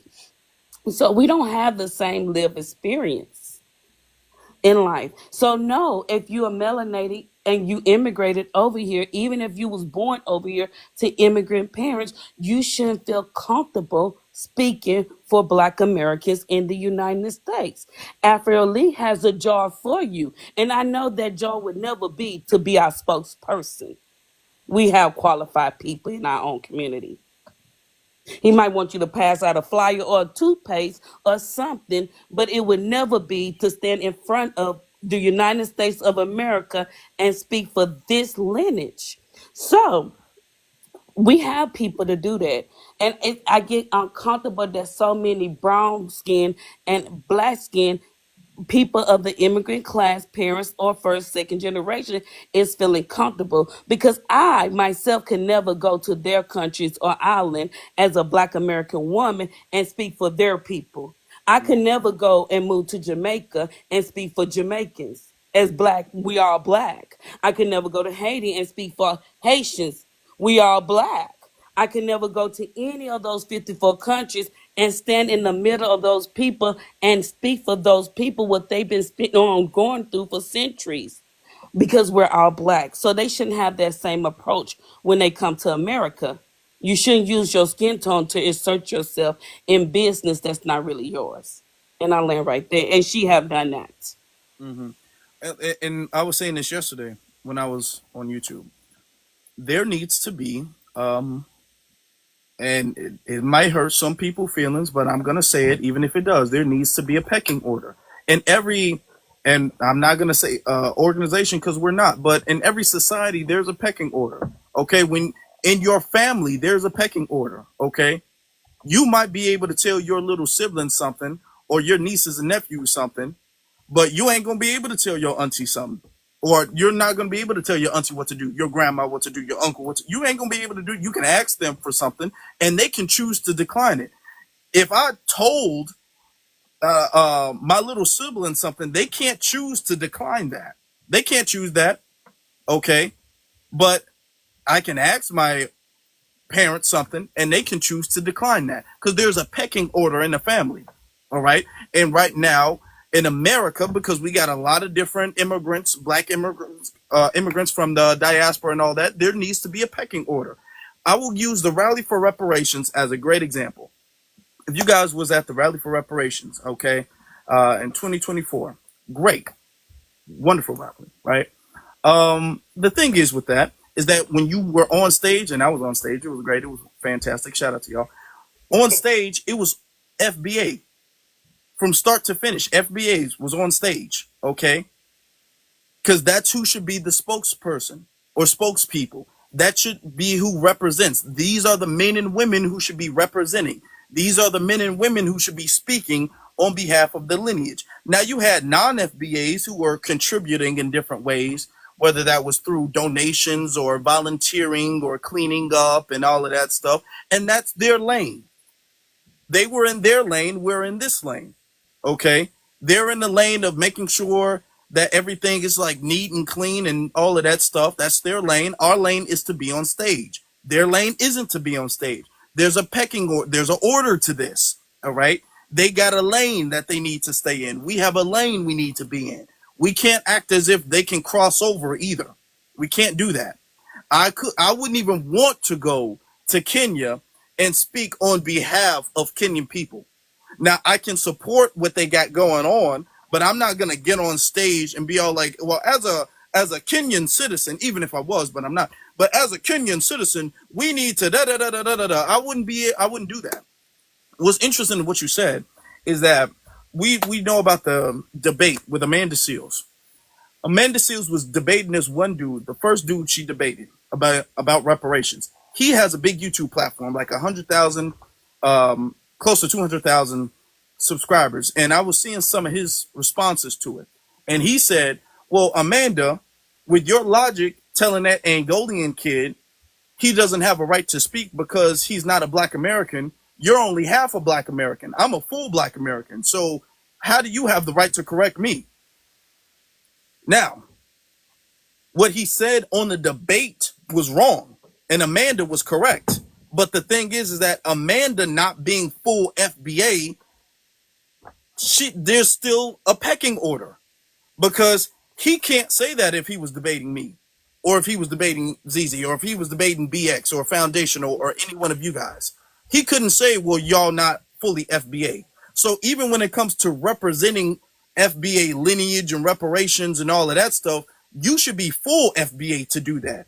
Because you even if you're half, even if you're on code, you still got a card people can pull, be all like, hey, you're not full FBA. What is you doing on stage? Wow, that's a fact.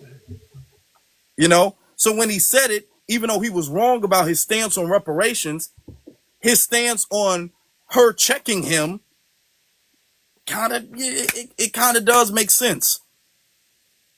Which is why when it comes to who represents us as a lineage, we need to have, and this is no disrespect because it's not your fault if you're half FBA or whatever the case is, but it's not our fault either. It's a lane for you. And your lane is not the representative. That's just what it is. I didn't make it that way. It's what it is. Yeah, hey, that's why I said earlier when somebody on the panel had mentioned her earlier, and it was like, yeah, look what happens, when they do speak up, when Black celebrities do speak up, they kind of blackball them like Amanda Seals, and I'm like, that's not a good example.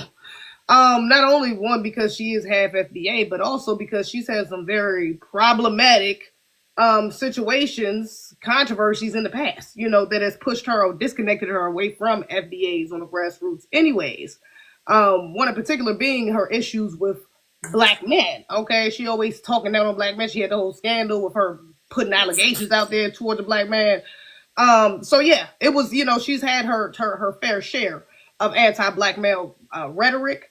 And so to put on top of that she's, with her trying to check another black man, especially one who is FBA, it's already right there again, like it's, the pecking order, because not only because it's her lineage that she's have, but also that half that is FBA is her father's side. So it's like, do you feel this way because of what your father, the relationship, you have some sort of turmoil or trauma you've been through with black men because of your black American father, and so now you have a bias against black American men, but you're putting a label on it like it's all black men, when really your issue is with black American men, and you don't really see the same problems with non-FBA, so you feel a different way about them. So yeah, it's important. You got to be fully FBA, and you got to be non misandrous or misogynist, whichever way you want to go back and forth. But yeah, so she is. People like her is a bad example, man. Not it. All of that feminist stuff, you're absolutely right. Yeah. I just did a live on that too, Afro, in regards. Look ahead. I'm gonna let you. My bad. I didn't mean to interrupt. I got a delay. Oh, I was just gonna be real quick and say, a lot of people, even though her stance on reparations is justified, we all are for reparations or whatever the case is, and you can advocate for it, but when it comes, there's a limit. We got to understand this. We got to be serious, okay? There's a limit to where you need to step aside and let a full FBA take control of the situation, okay? Because you can't go on a debate with somebody who's fully FBA and talk about how your lineage outranks somebody who's Angolian. With that logic, his lineage outranks you. You know what I'm saying? And then it becomes now we got to have this conversation. All right. So as far as a debate goes, you should have stepped aside when it comes to that. If you're debating FBA, now if you're debating tethers, all right, go at it. But if you're debating FBA, you need to step aside and let us handle that. Okay.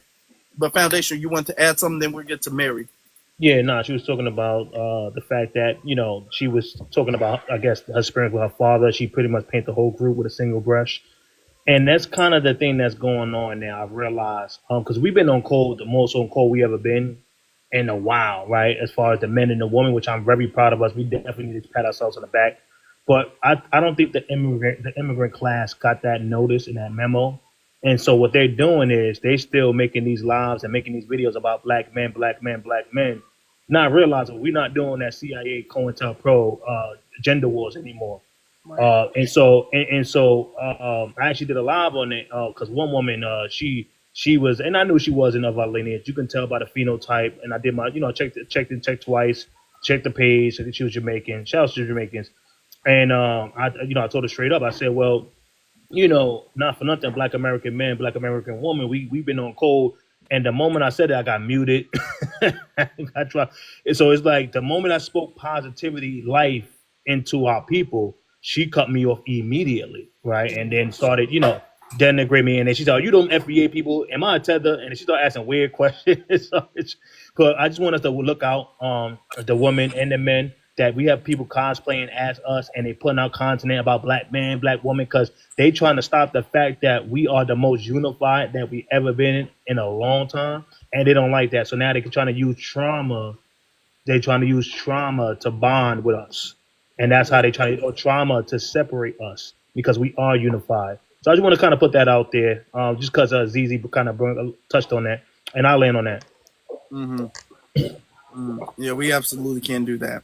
The gender war stuff, and I was saying this before, the gender war stuff, a lot of that stuff is pushed by tethers.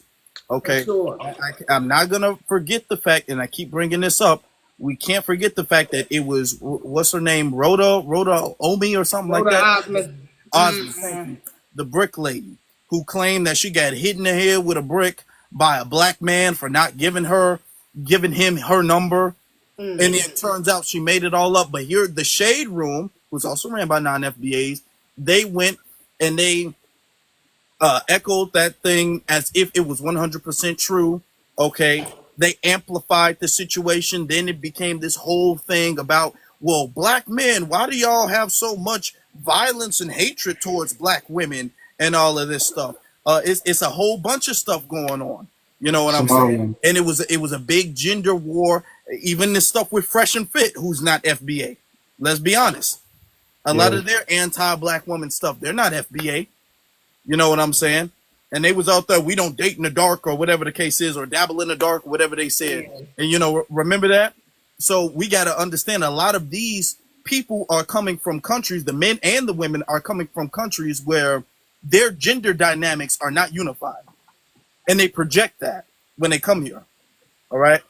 Yeah, Yeah, I Yeah, just and and want also to to put touch this on last that, point like real quick. The fact that my thing is, I told her that day too. I said, if you want to do the gender war, make sure you put insert country American, so that Jamaican American men are doing it. My Haitian American man is doing that. No more black, because the thing is, when they say black, when it's negative, they want to hide under the umbrella of black. But when it's positive, I'm insert country American all of a sudden. Now they know how to delineate. So now I told them, if you want to do your gender war, make sure you be specific about what nationality. I mean, excuse me, what ethnicity you are. We're not taking that no one. I land on that. Thank you.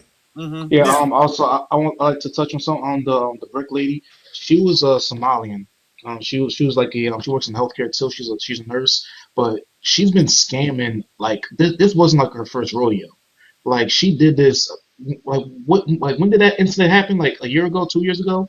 But prior to that, I think, yeah. I think yeah. yeah, I think it was like a year or 2 years ago. But prior to that, back in like 2020 or 2019, like she also did some type of videos saying like rehearsing like reiterating the same lines. Like he hit me in the eye. I'm like, she's been doing it for Mhm. like a minute. Like, and it kind of goes down to like their culture. Like I hate to be xenophobic, but let's be clear, like scamming really is rooted in their culture in West Africa or East. Like it is. I'm sorry to break it to y'all. It's a fact. Yeah, right quick. I don't want to deter go too far off from Essence, but since we touched on that gender war thing, I'm not suggesting nobody go watch it. I don't know, Afro, if you've seen it though, but that damn, I mean, Jubilee. I know it's not black owned. I think the black people they I get over think I there know what is, you're saying, but yeah, I've you know seen what I'm it. about to Go get ahead. to. I think the black people they do got over there is non-FBA, but they just recently dropped a gender wars video of black men versus black women, and half of them niggas up there looked like they was on it. Honestly, most of them. I think only about two people up there was actually FBA and fully FBA. At that, but they had a mixed girl who was white, black. They had white tea and black. They had some dude, English dude up there with an accent, and the title was "Black Men and Black Women Debate." Black men protecting black women, like they're in the way that they're talking throughout that whole video, it gives not like you can tell they're not from here. They're talking about black men and their obsession with women's purity and being having their V cards and stuff. It's like, who are y'all talking about? Who the Like, it's hell like set that up? they was That's going weird. way off field with a lot of their talking points, and I'm like, this That's is not a black weird. American centered conversation. No, Yeah, I'm now, on the bet they're like hold Africans or on, just to say, Caribbeans. because we got to let other people, everybody hasn't spoken yet, but just to add on to that, Essence is owned, I don't know who runs it, but I know it's owned by a Korean person. A Korean person Oh, owns Essence, if y'all didn't know that. Now, do you guys see Essence doing that with the Asian community? Do you guys see Essence doing the Asian men versus Asian women? oh, Or Jubilee. You mean Jubilee Yeah, is Jubilee. yeah, Korean? yeah, That's what yeah. I Okay. It's meant. actually Jubilee. Now, I didn't Jubilee. mean Yeah. Essence. I meant to say Jubilee. Jubilee is owned by a Korean person. All right. Really? Okay. So do you guys see Jubilee doing anything that would make Asians look bad in the eyes of the public? That would No. separate Asian people, men and women, or even other Asian ethnicities. They don't do a Japanese versus Chinese or a Right. Chinese versus Korean versus Vietnamese. They don't do that. I would definitely do that. Chinese versus Japanese. Oh my God, the freaking numbers, the freaking views on YouTube. Oh my And God, what's interesting is for that real. Chinese and Japanese people got real beef. Like, Yeah. No, a for lot of real. them, a lot of the ethnic Oh crackers do yeah, too. World War II. Oh, come on, man. Like what was it, like I think it was like M571 or something like that. Man, like they were like the freaking listen. The Japanese was like the Nazis of Eastern Asia, bro. Like they were going ham on Koreans and Chinese. I hate to say this, but the United States really needed to drop a BOMB on Japan, because like they were really committing a massacre. Like, I'm sorry to say that, but like they were like crazy, Mm-hmm. But we're you gonna know. let's. I don't want people to forget their thoughts, so we're gonna get to Mary real quick. Appreciate your parents, Mary. Appreciate your patience, not your parents. But shout out to them too.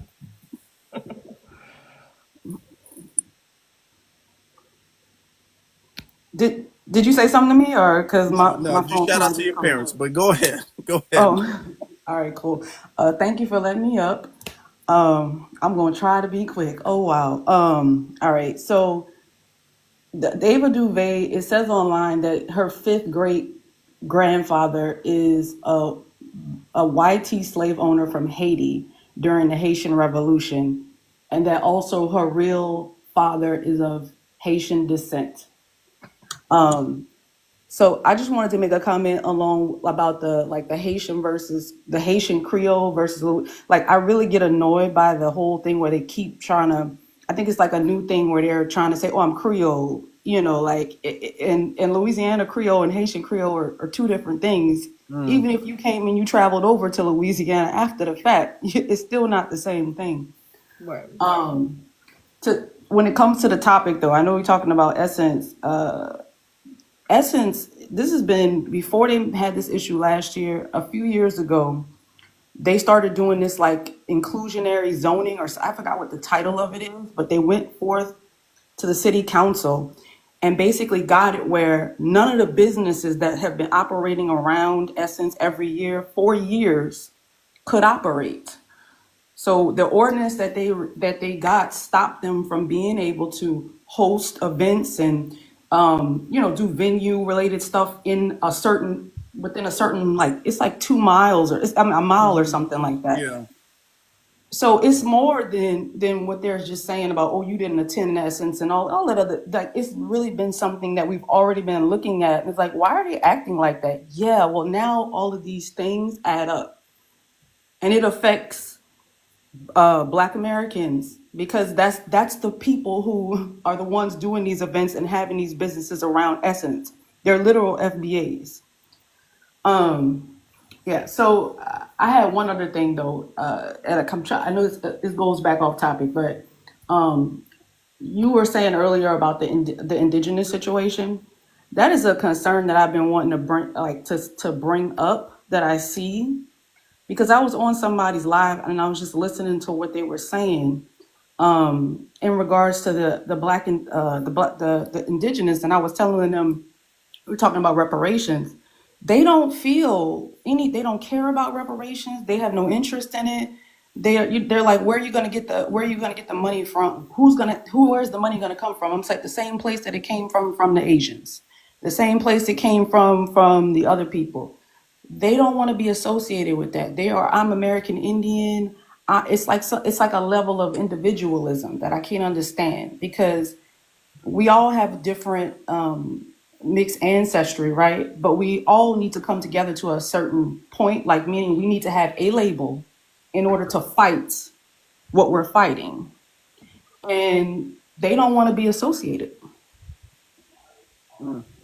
Well, Yeah, not all. and that's Not all, because I'm American Indian with American Indian background, and I fight for reparations hard. Anybody know me? Know I'm on their heels when it come down to reparations. I think we got to take it by person basis when it come down to certain people. There are some people that say some degenerate things sometimes. I will admit, but not everybody. To be honest with you, my bad. No, Let me no, cut no. you I'm off. sorry if I didn't mean all, because I have the same. I don't mean all. I'm talking about the people who do not want to claim black, who do not want to be associated with the term black, that are indigenous. And you gotta also be aware some of them are not from our lineage. They're from the Caribbean, but they're trying to piggyback off of us. They're Yeah, not a part of our the lineage. ones I was speaking to were definitely of our. They were definitely of our lineage, because they were upset because I have a African ancestor that I found through my tracing my lineage during slavery, and they're like, try to separate themselves from that. I'm like, okay, whatever. Listen, here's the thing. We have a very interesting history in this country, very complex history in this country, right? Our people, a lot of people, when we say Africa or African descent or whatever the case is, some people say, no, don't say that, don't say that. Because I understand why. A lot of people don't want to be associated with that because it seems like that kind of washes away our ethnicity, and which is what they try to do in that.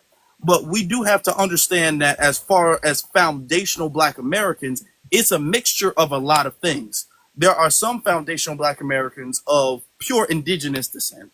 There are some foundational Black Americans who do have African lineage. There are some foundational Black Americans who have both. There are some foundational Black Americans who have that in European lineage as well too. And you got to understand, we've been here for hundreds of years.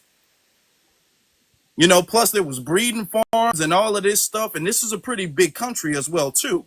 So we gotta understand that everybody doesn't have the same lineage, even or not lineage. I mean, everybody doesn't have the same genealogy, okay, and the exact same ancestry. Even if we have the same lineage, our genealogy and our ancestry might be different. You know what I'm saying? So that's why it's important for everybody to kind of do their own research. But when somebody comes up and they are like, I'm an American Indian, I don't refute that. I don't know your genealogy like that. I don't know your family tree to tell you you're right or wrong about that. Some people, I've seen some FBAs be like, yeah, I'm FBA, but some of my family are from Africa.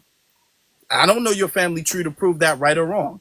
Now you're a part of the lineage if you were here at a certain point in time, but there's a lot of mixture in this lineage as well too, and we can respect that among each other.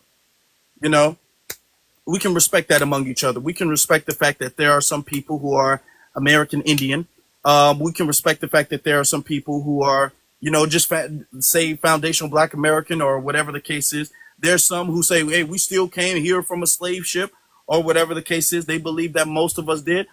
As long as we can agree on the fact that we are one lineage and ethnicity, then we can everything else is kind of individualized. And I agree with you 100%. And that's why I'm saying it's a concern, because there's a very small number of people who don't wish to do that. While we're in the middle of trying to do a movement here, of a delineation movement, there's a small set of people who want to be indigenous, who want no association with Black anything, FBA, any of that. They just want to be native, and they want to stay in that, not native, I'm sorry, indigenous, and they want to stay in that. They don't want to band together or do anything. They want to focus specifically on that. And I was just voicing that. I think that's very, very concerning. Yeah, that is problematic. If you can believe what you want to believe, but don't be trying to disrupt what other people got going on.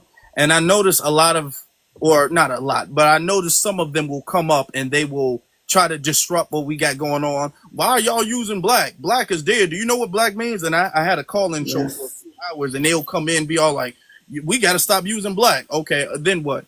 Well, we got to understand the Bible says we're cursed. So, okay, what are we doing then? We might as well not even talk about the problem. If we're going to agree to the fact that we're all cursed, we might as well not even discuss the issue and just accept our fate.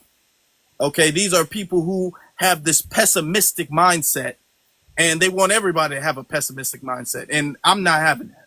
I'm a winner, and that's what we do. So y'all can go in y'all corner and cry, but not me. Yes, I wanted to make just one last comment about, I just saw a video for this singer called Kirby, Reparations. Y'all should go and listen to it if you have not seen that. It's amazing. And it's definitely a song that we need to support. That's all I have to say. Okay. Yeah, that's true. Okay, I'm gonna check that out. Let's get to BX or ZZ. Do y'all have anything y'all want to add before we get to the next speakers? Nah, BX, what you about to say something? No, I was about to say no. Okay, all right. Let's get to user. I'm about to drop so you can add more people, but thank you for having me up, and peace and reparation. Me too. Could y'all drop me too? Thank you. Okay, we got you. User, you got it.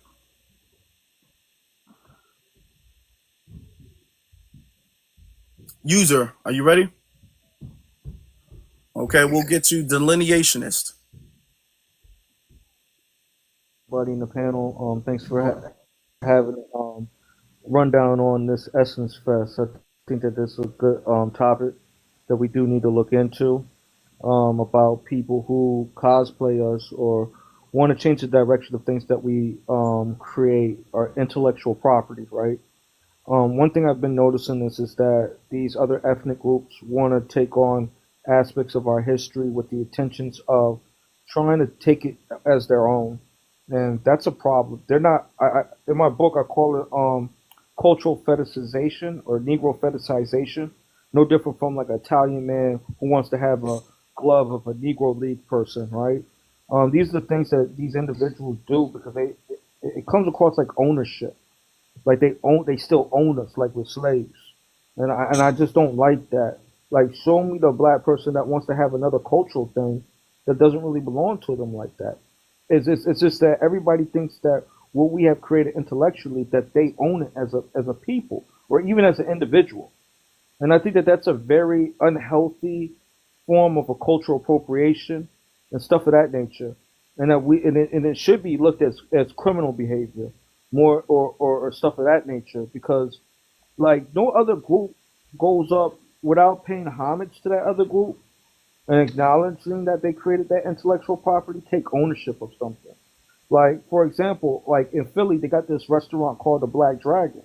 He pays homage towards like the Chinese cuisines in which he borrowed from, but he adds a black twist, a black American twist to it, a Negro man a twist to it. Like he has collard green egg rolls.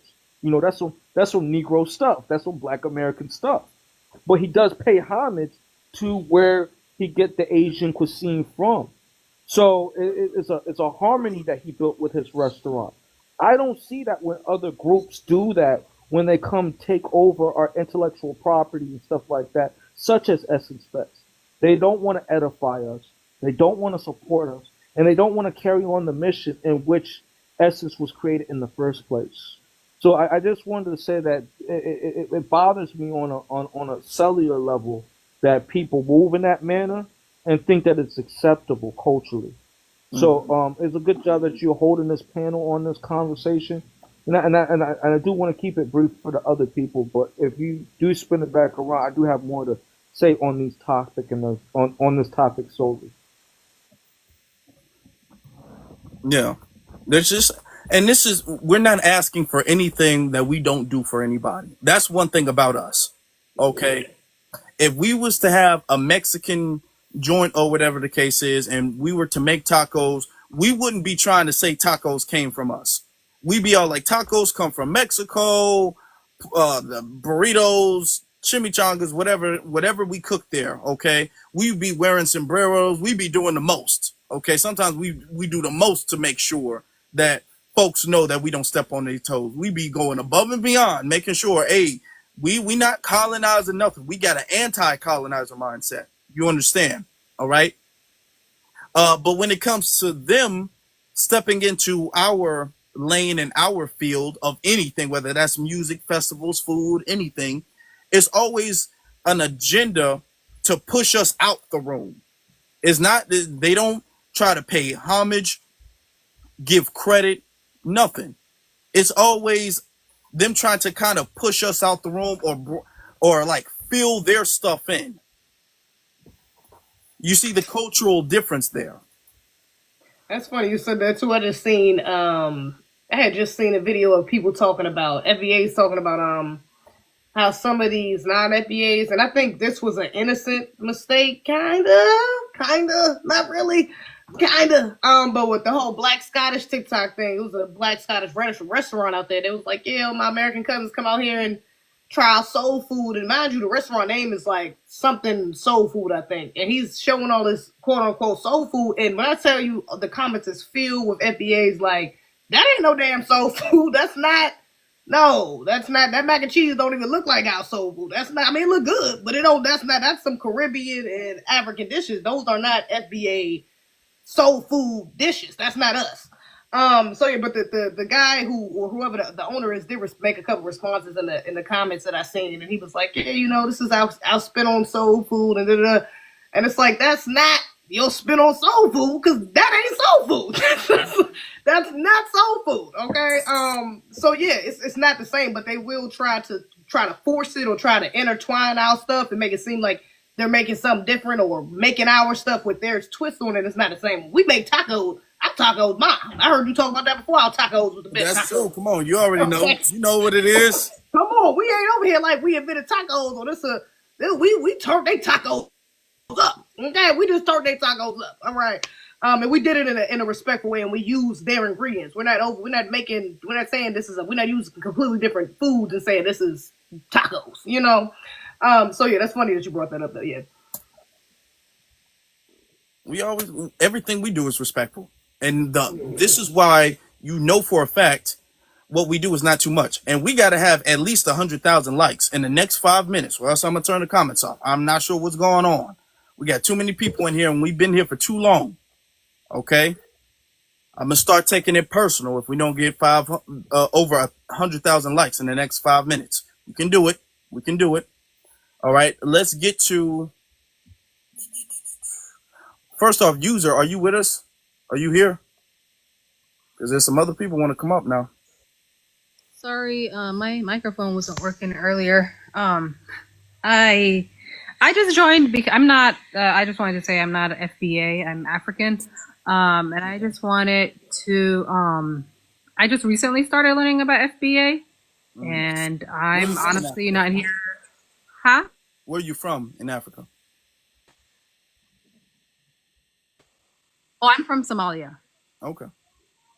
Yes. So I just started recently learning about FBA and looking up, what FBA stands for. I've been out of the country, so I've been kind of like out of the loop. So I wanted to know a little bit more. And I honestly don't have any issues with all the FBA people and what they stand for. I mean, to me, there's nothing wrong with saying, we have no ties to Africa. I've had friends my whole life that really didn't identify as Africans.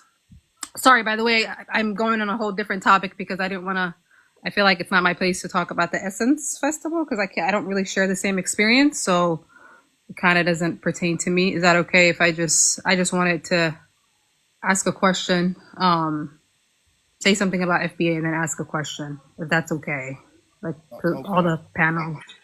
Yeah. So, everything. I mean, I'm all for reparations. I remember in 2008, I wrote a whole essay about why I supported, blacks getting reparations, and I don't understand why some Africans have a problem with that because it's not our place. Like we weren't here, so we can't really hop on that bandwagon and be like, yes, I mean, like I said, it doesn't make any sense why we should have an opinion on that. So I understand all of it. Until recently, so I just want to know, does FBA mean that so the whole pretty much African countries council, like you guys don't want to mess with any Africans. It don't matter if they want to be an ally or support the movement or not, like you just don't want nothing to do with Africans, period. Is that because I've been seeing a couple of people online and I've asked a couple of questions and they said we don't want nothing to do with Africans, period. Well, let me give you the answer to that. Foundational Black American is a lineage of people, okay? Millions and millions and millions of FBAs in America. You know what I'm saying? The same way you would refer to African Americans as, okay? I can't speak on behalf of everybody who's FBA. Nobody can speak on behalf of everybody who's FBA. It's over 40 million FBAs. Just like we couldn't speak on behalf of everybody who was African American. So I might have a certain feeling about Africa or Africans or non-FBAs, and then somebody else who is also FBA might have a different feeling. So there's different walks of life and different beliefs and different things like that. But this isn't like an organization where or a hive where we all think the exact same, or a membership or anything like that. So the same way African Americans, people who were formally referred to as African Americans, were very diverse. It's just a reclassification or a renaming of that. So, Foundation Black Americans, you might see some Foundation Black Americans who are all about the continent. And then you might see some Foundation Black Americans who only care about Foundation Black American issues. So it's like that. So Yeah, that makes sense. if No, you're I going to just ask started. me or ask an individual, that might be our stance, but we can't speak on behalf of everybody. Oh, yeah, that makes sense. No, I was just asking because I've been out of the country for a while, and my mom has a neighbor, and her neighbor said she identifies as FBA now, and she was like, "Hey, I don't like Africans anymore." It's like, what? What happened? What did I miss? So I was like, what? And this is a neighbor that my mom has had I for a could really give you long some time. insight because I'm over the Africans. I'm like over all the Afro descendant immigrants. That includes the Caribbean, right? So that doesn't mean that I'm gonna go Even if they upside your didn't do head or anything to try to you, and fight. you were neighbors, and you guys have been peaceful for all these years, and you've never had any issues, like nothing. Ma'am, I don't know what they do when they go in their house. I ain't in their house. So here's the issue. I don't socialize with Yes, I Africans, identify right? as black. By the One way, minute. I'm black. I'm African Okay, just One and moment. Somali. One don't, moment, because the chat will ma'am. distract you. Ma'am. So just listen to Yeah, what we got. yeah. Oh, okay. So here on this land, I'm black and y'all are African descent, immigrant, whatever, but we're the black people here, right? And so that's another issue that we're having, right? So y'all may be there may be some really good, solid African people, right? And they are the ones who get it the moment that I explain it to them. The ones who give pushback, I ain't got no hope for them. But here's the issue, right? So I feel like Black Americans, well, I know Black Americans, right, no matter how we identify, have overextended ourselves to the diaspora. So what we thought would have been an alliance is really not an alliance at all. We're basically being used. And so it's exhibited in our government, They want to take away things like Black History Month. Now, people may argue with me, well, BX, we don't really need a Black History Month. But if you ain't of my lineage, then you ain't got the right to say anything. And if you migrated here, especially if you're migrated here, you really can't tell me what I can and cannot do or how I should identify. I just feel like the Africans are overstepping their place. They're not really, want to go at white supremacy in the way that they say they do. Because this is all fairly new. Before, we weren't African. Now we're slave babies and our ancestors ain't do nothing. And they try and vote no for reparations and trying to take away Black History Month. It's enough for us to call a boycott against the Africans. So I don't have time to make an African friend and hope that they ain't behind my back talking about me or voting against my best interest. I'm going to keep you all at bay. Y'all ain't got to be around me. Now, it's a little unrealistic for me to think I'm going to get y'all all up out of this country. But in the meantime, I'm happy if I get some of y'all out. So Right? for me, Because y'all have never been proven, y'all not solid. And I'm going to just leave it at that. so for me, I find it funny that there's a lot of background noise. I don't know who that is. Sorry about that. All right, so for me, I find it funny that she asked, "Do we mess with Africans or not?" Because her people in her country don't mess with Africans. So it's kind of hilarious to me because a lot of Somalians don't even deem themselves Africa or African. Right? They'll tell you, "I'm Somali. I'm not African." Straight up, tell That's you why. straight to your That's face. why I don't have any issues with the Hold, FBA. I hold, said hold on, that. ma'am. I'm Hold like, on, ma'am. Hold on, ma'am. I didn't interrupt you, right? And so I find it funny that she's here asking us, do we mess with Africans when I think she should ask her people in her country if they mess with Africans, right? So the thing is, for me, right, I call it social unity, economic warfare. I'm gonna say that again. Social unity, economic warfare. So socially is all love. What up, brother? How you doing? Peace. Hope all is good with you. But economically, it's economic warfare. And you guys are putting yourselves in positions of power and economically destroying our people. You guys are politically putting yourselves in position and working with the YT to undermine our people. You guys are moving into your own neighborhoods and in your own communities within our communities and creating your own communities called Little Ghana in the Bronx, Little Senegal in Harlem, Africatown in Philly, and all throughout the 50 states where you could separate, make your own communities within our communities. Don't hire no black American, but extract from the community and send it to your respective countries. So it's been fake unity that whole time. Is again socially is unity, economically is warfare. So again, we see for the last 65 years that you guys have been creating your own community, separating and doing your own group economics. So what we're saying is shout outs to y'all.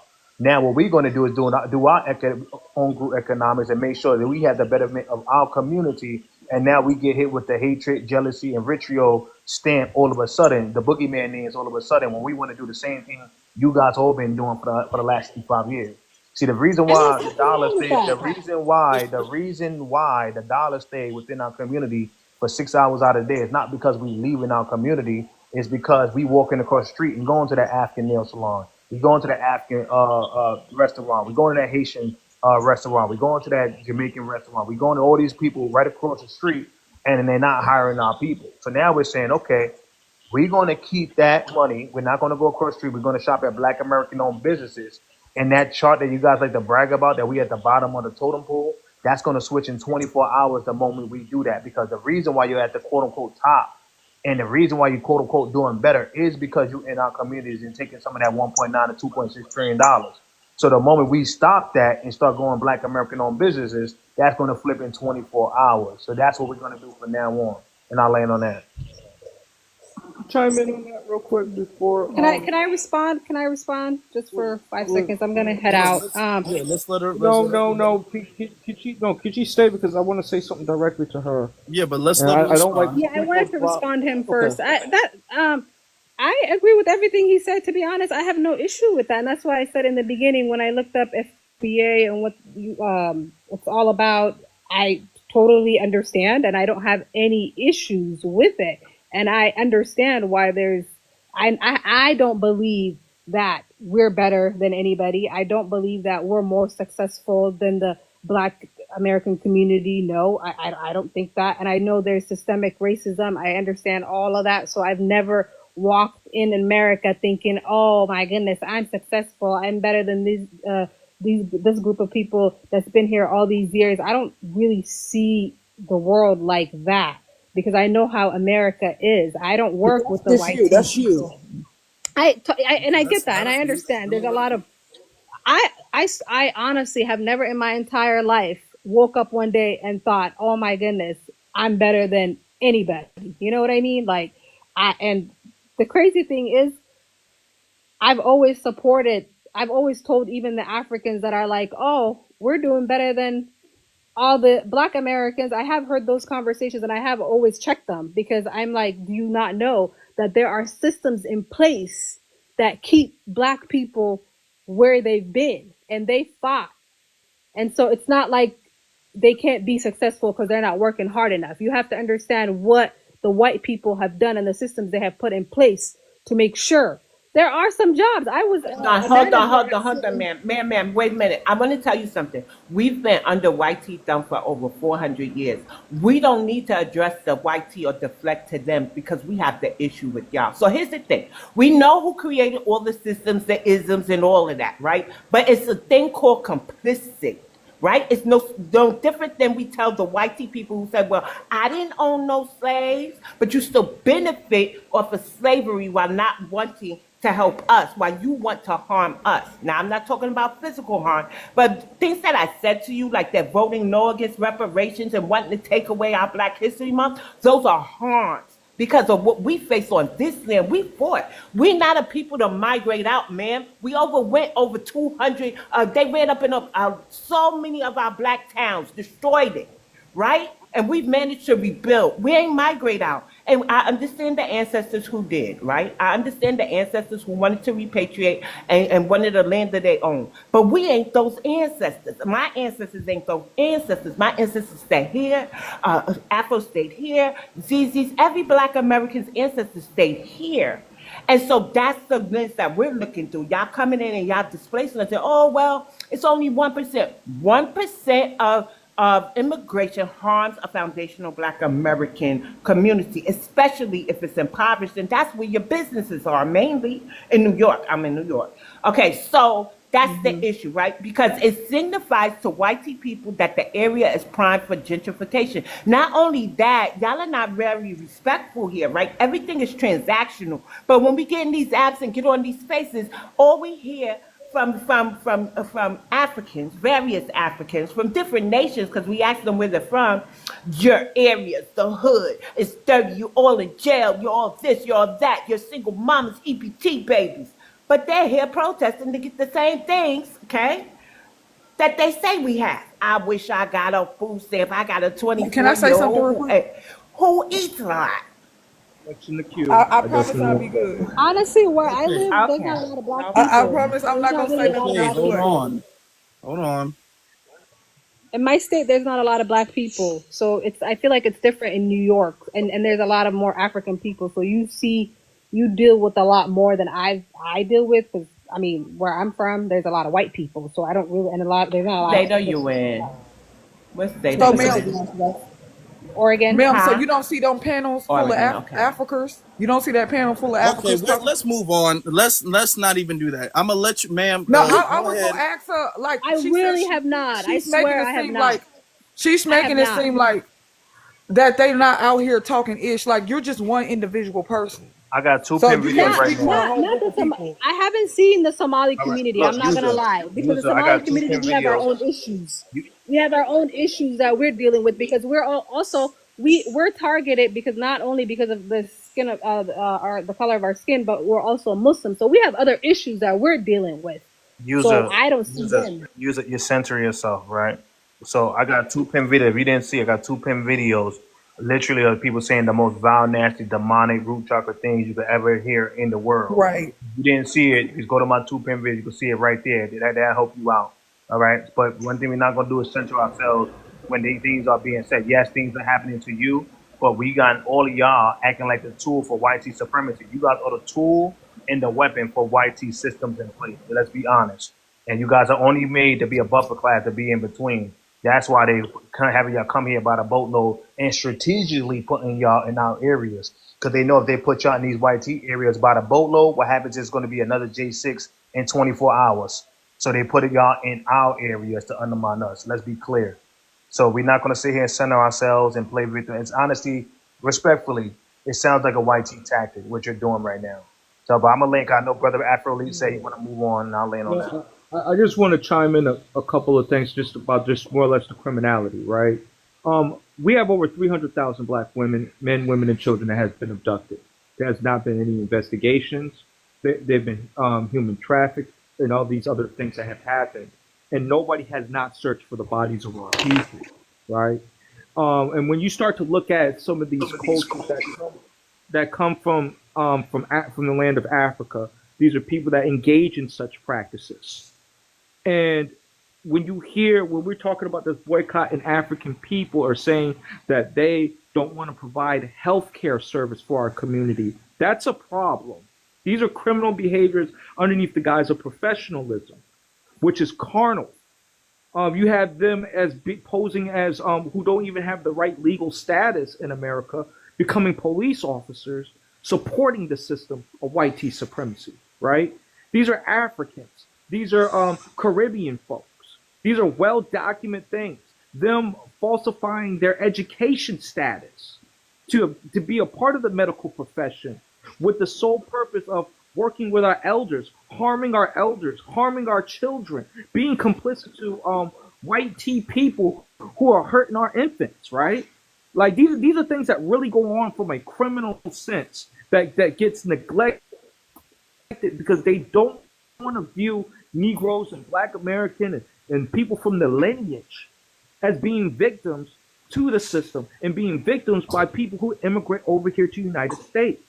So when I hear you say these things, ma'am, it's not rooted in good faith, because if you are a good advocate, you will understand the risk and the stuff that we're taking upon on our community, and the risk that we have opened the door, and we were disrespected.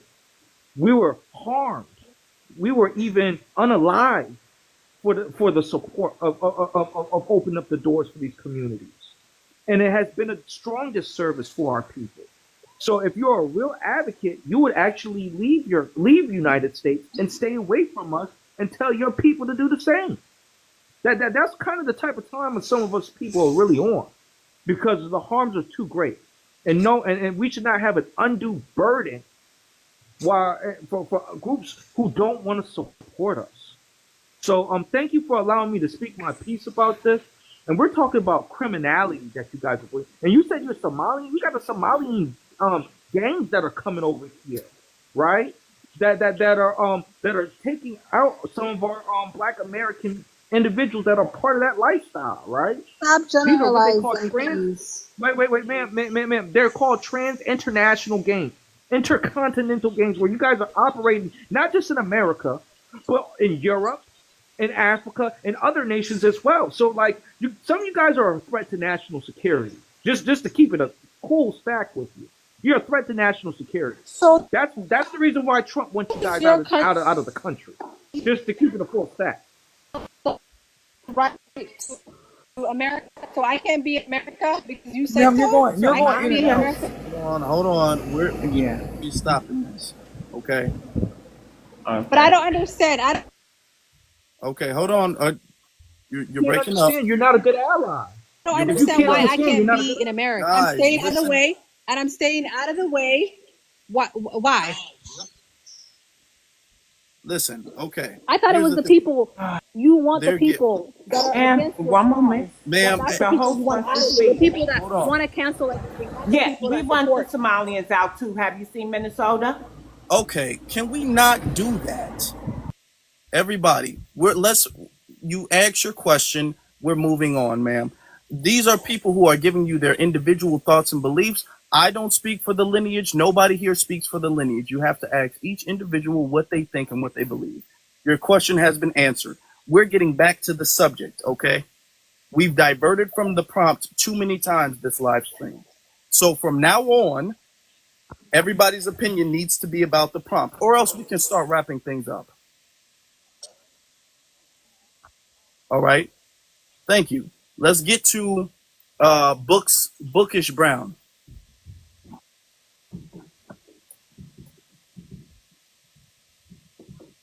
Good evening. All right. Let's get to Black Royal Beauty.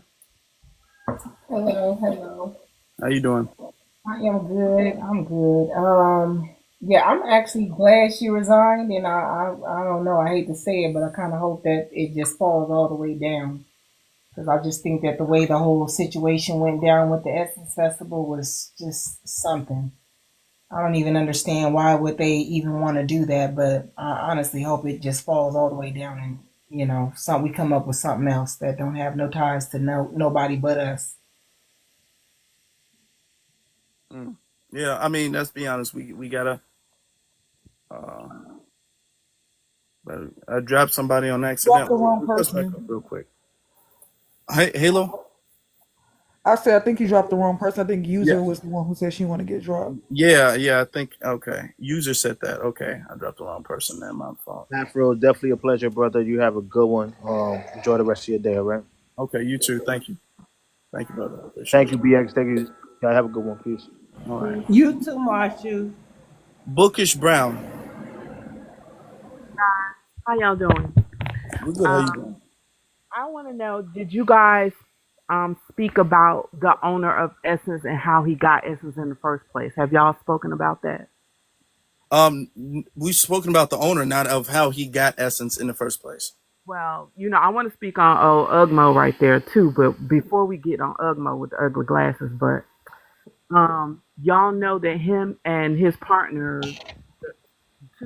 The other Liberian lady, Tubman, whatever her name is, something Tubman, they used to sell the shea butter on the streets, right? And some kind of way they got hooked up in Harlem and everything, and they ended up being on the board or something of the Harlem Theater.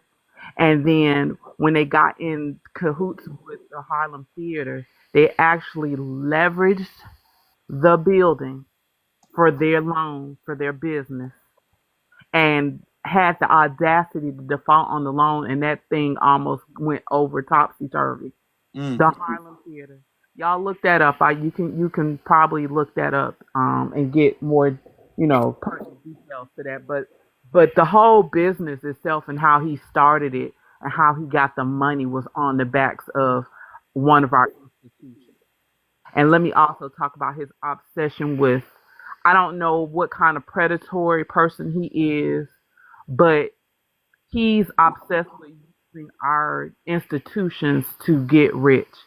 Do you know he has unfortunately, he's also bought the Madam C.J. Walker brand. Mm.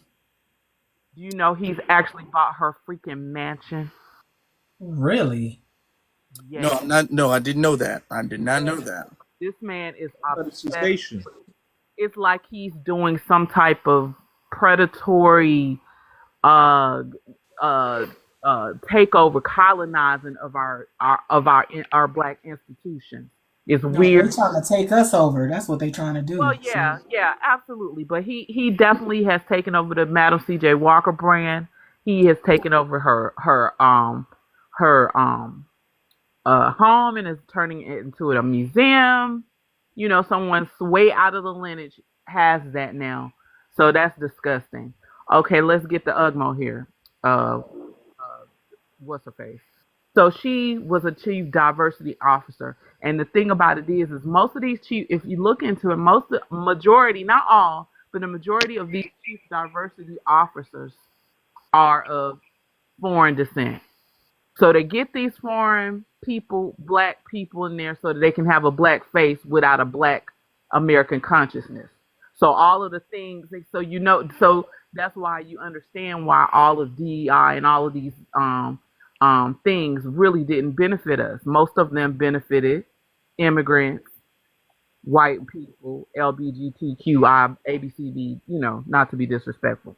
But that's why majority of these things and DEI initiatives did not benefit us because the vast majority of the black ones are either black foreign or Latino or Asian. You can look that up too. She's also responsible for effing up the Afropunk brand. Y'all didn't talk about that yet too. Y'all know the concert festival Afropunk. In Brooklyn, right? Are we Yeah, talking yeah, about? Yeah, I'm yeah. They familiar had with one. it. They had one there. They had one in Atlanta. They even tried to send it to South Africa, and that's when I knew something wasn't right. How you gonna have Afropunk in South Africa? But anyway, or one of those countries. One of those countries. Yeah, she jacked up. She messed up the Afropunk brand too. So not only has she effed up Essence, she messed up the Afropunk festival that was supposed to be for alternative black musicians and lifestyles. Like the black people that are participants in rock and metal and all of those things that don't often get stages at our regular black music festivals. That's what Afropunk was created for, and that's what it was for. They turned it into a Pan African festival of fashion and took the punk out of Afropunk. She took the punk out of Afropunk. So that's what she does. She comes in, she messes up the brand of whatever it was before and infuses her BS in it and mismanages it. So she did that with Afropunk. She did that with Essence. I don't know what these people talking about didn't go to Essence. I am a certified auntie. Baby, I've been to a million Essence festivals. And the last one I went to, I knew something was wrong. I was like, hold on, what is this? Why is it so disorganized? Why are they selling the same shea butter? Like the vendors are a big part of Essence. They're in the convention hall and they have these activations in the halls with the black shows, with the authors, with the vendors, like and the big brands come and give away, these gift bags and stuff. And the thing is like packed. Like you have to like I knew something was wrong this year when I actually saw a reasonable line. Because generally, if you don't go to the convention center in the morning, you're not getting jack. Like it is just that packed. And when I saw how sparse it was in that convention center, I knew absolutely was wrong. And lastly, she is the reason why they actually sued a black-owned bookstore, Baldwin and Company, for having an event during the same time as the Essence Festival. What kind of disgusting thing is that you are trying to take money out of the local vendors? All of the time that the Essence Festival has been involved, the whole community of New Orleans was participating in the Essence Festival because it was a community event.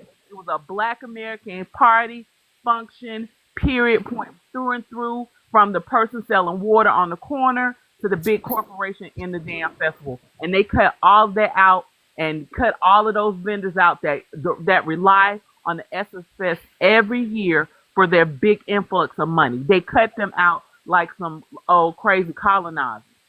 So at this point, either that brand needs to be turned over to Black American hands, or we just need to just let it die. Because I say let it die. I I think swear.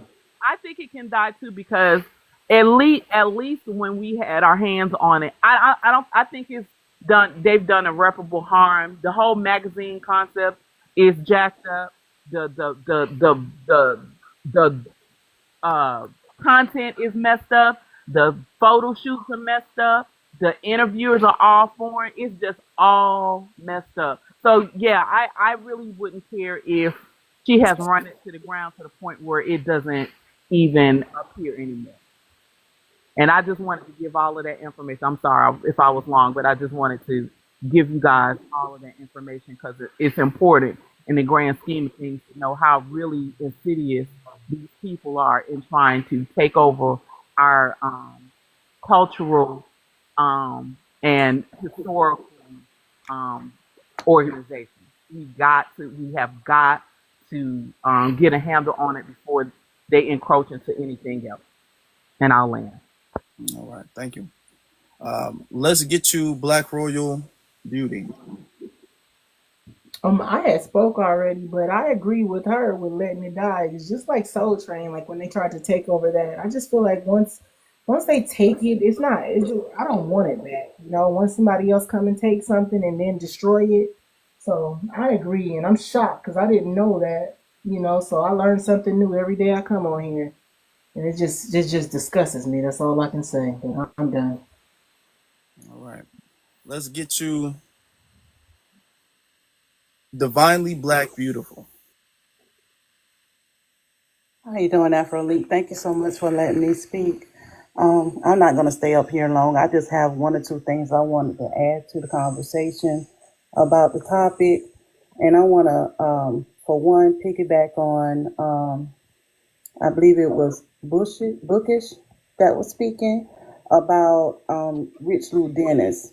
And I know that, we're all celebrating that this woman resigned, but at the end of the day, it's all about who the owner is, and his background is the things that he's done. And I wanted to add to what she said about with the Madam C.J. Walker home that he took over. So it was now that home is supposed to be for like a museum. It is already, the owners, they made it that way when they sold it. They wanted it to be a historical museum. But when Rich Lou Dennis bought it, he wanted to make it into, he said he was going to make it into like a training ground for Black American women who want to be business owners or who have businesses. Now, he said that in 2018. I was reading all the different articles on it. He said that in 2018. 2020 came around, And people were asking, okay, so what are your plans? What are you going to do with the Madam C.J. Walker estate? He said, oh, we plan to do that, what I originally said, within the next 5 years. Well, it's the end of 2025. We're coming to the end of 2025. And he has not done anything that we can see that supports Black American women yet. And this is the kind of things that he continues to do with all of our institutions and historical buildings. He comes in pretending like he's trying to do something to support Black Americans or Foundation of Black Americans, but he comes in and does something totally different. And I wouldn't even be surprised if he's using that estate to garner more funding to do the things that he wants to do, to increase his own wealth and his own people. To be honest with you, but he has never done what he originally said he was going to do with that building. But since it is preserved as a preservation, he has to. He has a minimum of people so he has to do like a minimum showing of so many people to tour the building to satisfy that criteria for it to continue to be, a reserved building. But he's, to me, she can resign, but as long as he's, over it, and it doesn't matter who comes in next. He's the problem. And I'll let my plan there. No, yeah, exactly. That's something we were saying earlier. I didn't even know about the Madam C.J. Walker thing. But as long as the owner is still the owner, the problem is still there, So this is them trying to kind of get ahead of next year and trying to say, well, okay, we're going to replace the CEO with somebody who's FBA or at least could pass easier for FBA. But yeah, we're not buying that. Let's get to Char Bar. Wait, Halo, did you speak yet or no? I don't know. Go ahead. I haven't. Okay, well, Halo, you got it. Okay, I promise I'll be good. I'm not gonna say anything crazy. I promise. The only time I turned up that time because I just had enough. But okay, what I really want to say about it, I think that the new colonizers, from what it sounds like, they're fishing to take over whatever they can to erase the history behind it. Because I'm looking at them now calling BET Africa BET, putting Africa on BET. Now, to me, I found that very disrespectful. Not only that, I'm watching them trying to, the Southern with the cowboy hats and the little dances we do. I see them trying to go on into that too. I don't know. You need to stay on to your tribal dances and leave our ish alone, please. I mean, some things you just don't touch. Just let it be. But it seems as though that they want to erase who we are so they can include themselves in America. I mean, we of the BLK people in America, I'm saying BLK like I'm on that last panel, but we of the Black people, this is our history over here. Your history back at home. I don't get why they want to include themselves. All these people want to come over here and include themselves into our history and rewrite things and put their name on stuff. Leave it alone. Stop touching stuff. And you wonder why we delineating, because y'all do too much. Y'all just out there doing too much. For real. I mean, nobody wasn't feeling that Village Fest, and that y'all don't get it. Our cultures are not the same. That we have all types of cultural differences from y'all. Y'all want to merge us with you so bad. We are not you. I was just on the last panel. These people are obsessed with us saying we're indigenous to America. Obsessed. They'll set the Europeans, the pale skinned Europeans, but as soon as we say, "Oh well, I'm BLK and I'm indigenous to America," oh no, you're not. Oh no, so you can include yourself into our histories. Leave it alone. These people get on my nerves, but I'm gonna shut up because I don't want to get this too disrespectful. So I'm gonna. No, I ain't see that, but I just looked that up, that BET Africa thing, and it says BET Africa represents captivating and socially relevant movies and shows focused on the Black experience. So what the hell do we need BET Africa when BET was I'm already telling you, focusing I'm on the telling black you, experience? they're What trying, the they're fuck? trying their hardest. Oh yeah, this is insane. This is crazy. I think it's like another substack of BET. I've never seen this before. BET, I ain't never seen this. But this looks And crazy. then It's hell. they'll tell They us to got their go own buy Essence Fest, but Instagram. this They the got their thing. own Facebook and all that stuff. Yeah. Oh, you see, you pulled it up, Afro? Yeah, I Yeah. got I'm it. like, I've never. They got 300,000 subscribers on Instagram. I've I never told seen you. this one. So now it's like they'll tell us to go buy Essence Fest, but they don't even know our history here on this land on how they try to keep us back from buying things. You saw what they did to Bill Cosby. You saw what they did when he tried to buy what did he try to buy, a station or something like that. You saw Mm-hmm. what they did. But you know, they'll sit here and say, why didn't you buy Essence Fest? I didn't hear no black American even get a chance to buy it because we probably won't even know about it. They make sure we don't know about these type of things. They keep it from us. They rather give it to y'all because they know that y'all gonna do everything they say do and move the way they want to do. You're not a threat to them. We are a threat to them. Last I checked, you know, we outdid them before. They don't want us to outdo them again. So they're gonna try to keep us down and keep us away from a lot of things. It was a time where they owed us, and that's why they went in and burned down that Black Wall Street. See, this is the thing. They know if they give us reparations, they know if they give us something, we're going to damn near take over like we did last time. Why you think they came and destroyed all these towns? They can't stand for us to do better than them, and they know that we're a threat and we will outdo them like we did before. So while you sitting here saying why didn't we buy Eston Fest, it's reasons. It's y'all don't understand history. Y'all don't understand our history. Y'all get over here and don't even know our history. Y'all just run y'all mouth and think y'all know everything. Y'all believe the white T man over us. Like when we tell y'all they stole this from us, oh no, the white T man invented it. We'll tell you inventions that came from us and you won't believe us. You rather believe the European. And that's let us know that you trust the European more than us. Just like you trust them with your resources. You should have did business with us.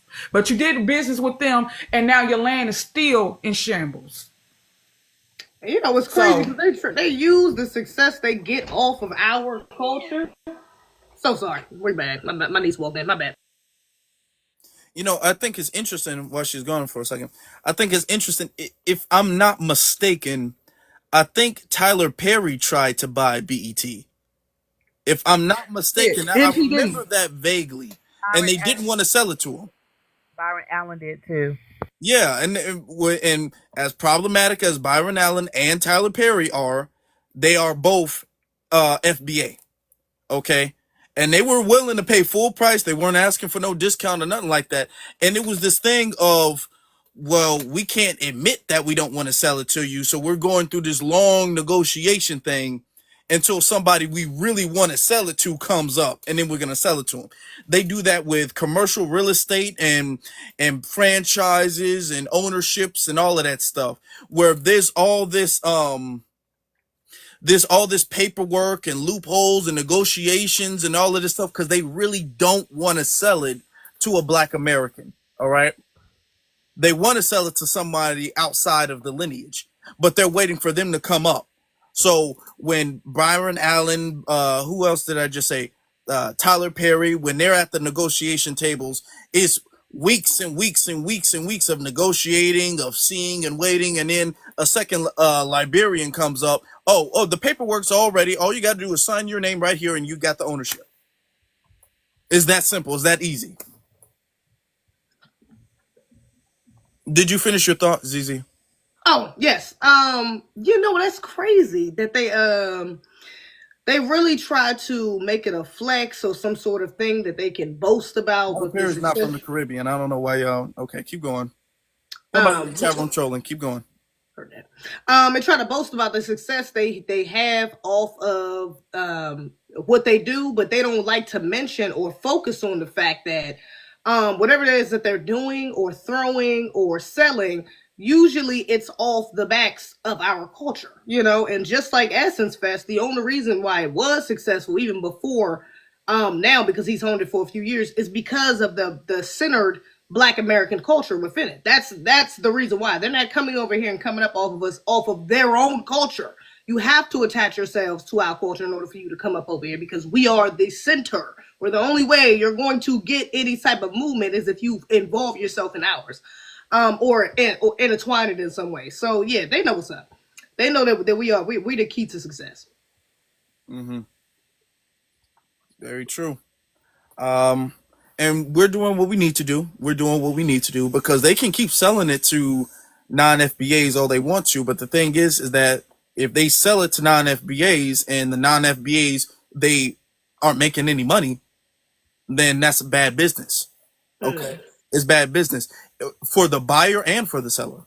Okay, because you can sell ownership but not full ownership of something. So sometimes they do it like that, where they sell part ownership or majority ownership of something, but you still receive some of the profits. But if we showcase, which is what we're doing, so that's good. If we showcase that if you sell it to somebody outside the lineage, profit stops.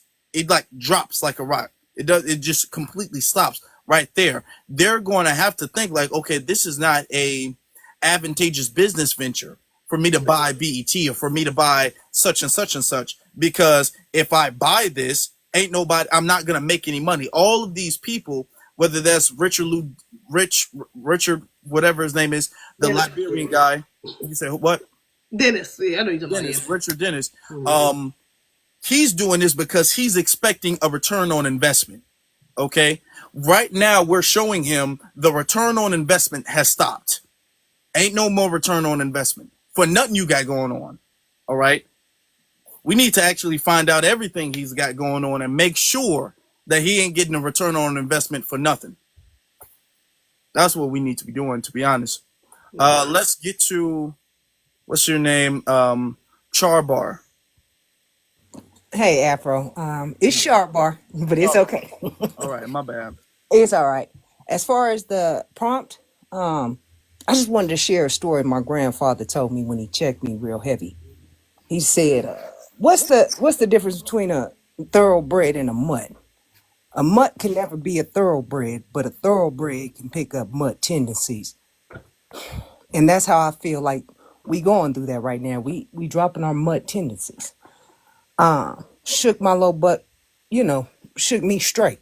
So, you know what I'm saying? That's how we as FBAs need to, I feel like we need to look at it. Like we just shaking the mutts off. We shaking our tendencies off. My grandmother told me life starts at 45. So all our youngins, sit back and just build. Build for them 45s. And I know how to like your videos now, so I'll start liking them now. Thank you. That's what I'm talking about. Thank you. Appreciate it. And also the panel, I just want to say thank y'all for being so civilized and just showing that we got home training. That's dope. Just how you handle the room, BX and ZZ. You look like my niece. You have a nose like my grandmother. You are FBA. I appreciate that. And as far as these Africans, I think they need to realize that a lot of us Black Americans is traumatized.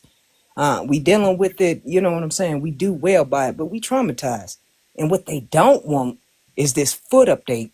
You know what I'm saying? Because we as bad as them, but we worse. Because we can live amongst the people that traumatized us. Don't make us unleash.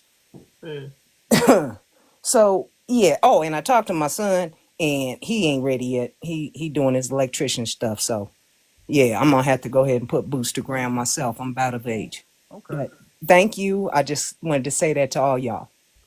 And have a good day. Have a good day. Thanks for liking. Appreciate you. Every time now, from now on. All right, thank you. Okay, let's get to Mrs. POV. Hey, good evening, everyone. Thanks for having me, FBA. I just wanted to speak real quick on as far as letting Essence Festival die. I mean, unalive. I don't think we could say that other word, the B word, or let it go. I'm not really with that. I understand the people who are, but I'm not really with it, only because this has been happening to us a lot for, honestly, you could say centuries, but the last couple of decades. And These are historical parts of our culture. So I feel like FBA needs a heritage protection board. I talk about this a lot. We're great at creating culture, perpetuating it, enjoying it, and sharing it with others, but we're not so good at protecting it. Protection sometimes gets ugly. It's not pleasant. It's not a one-way path to protection either. It looks like all the things that we don't enjoy doing, quite frankly.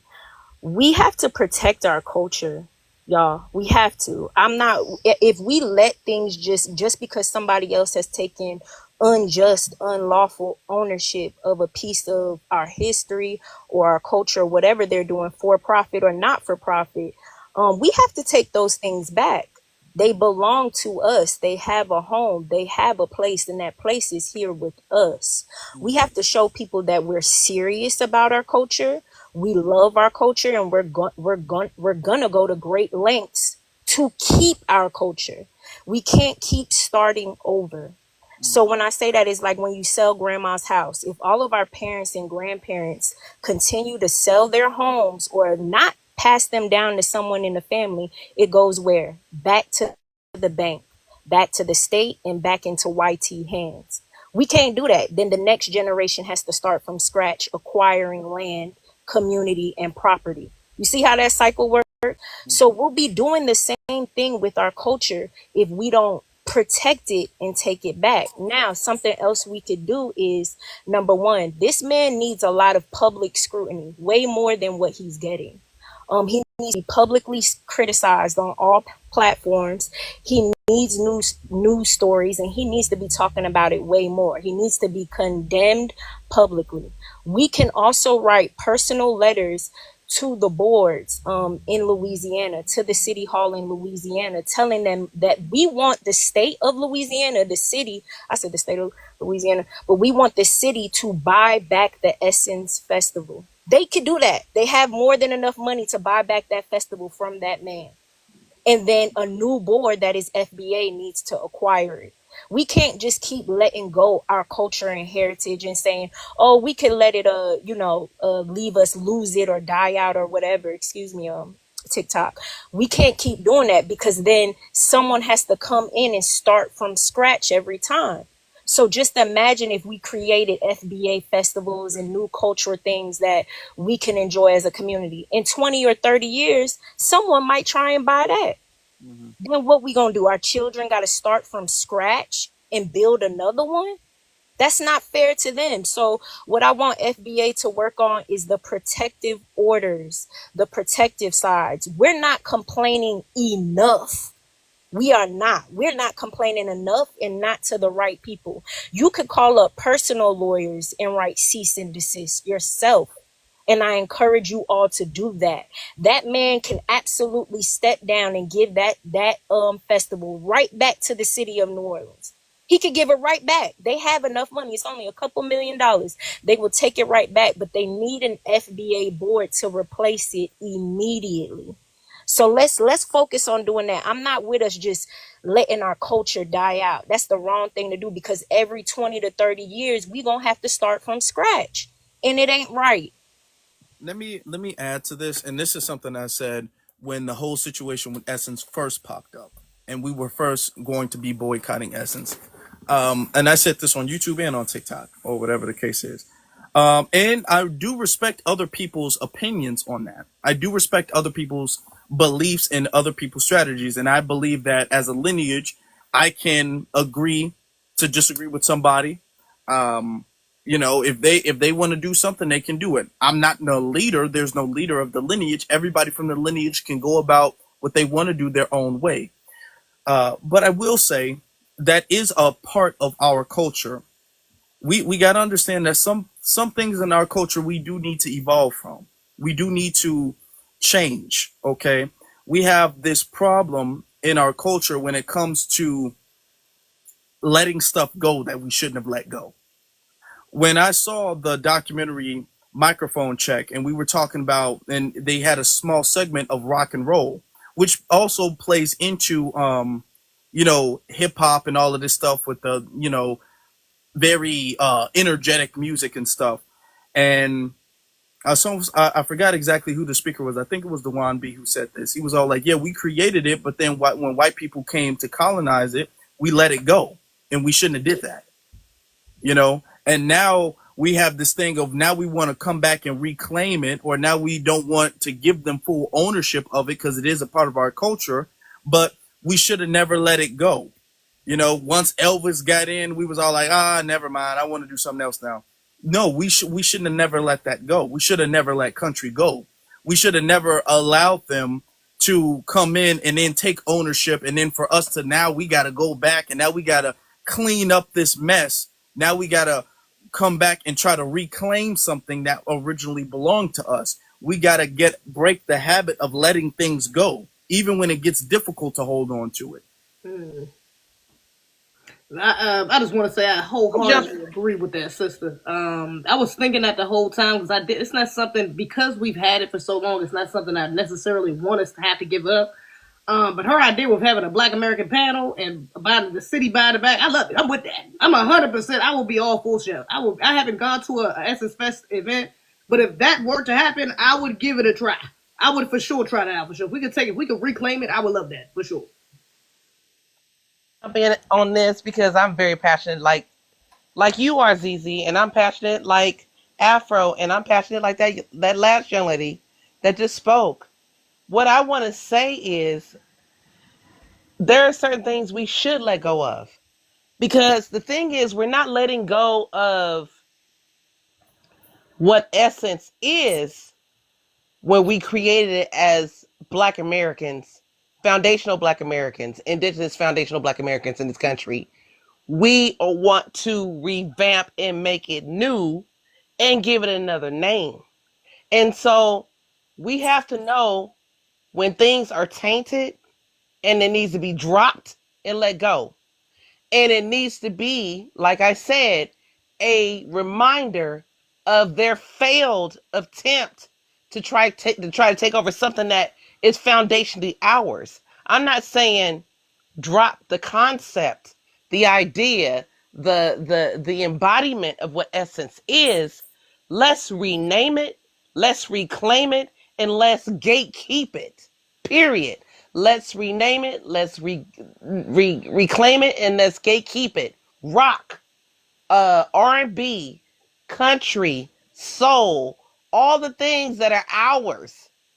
Let's just go ahead and because we are the kings and queens of rebranding as Black Americans. We are the global standard in culture, and we always have been the global standard in culture of everything around the world. And we've always been that. So if we're always that thing, let us go forth.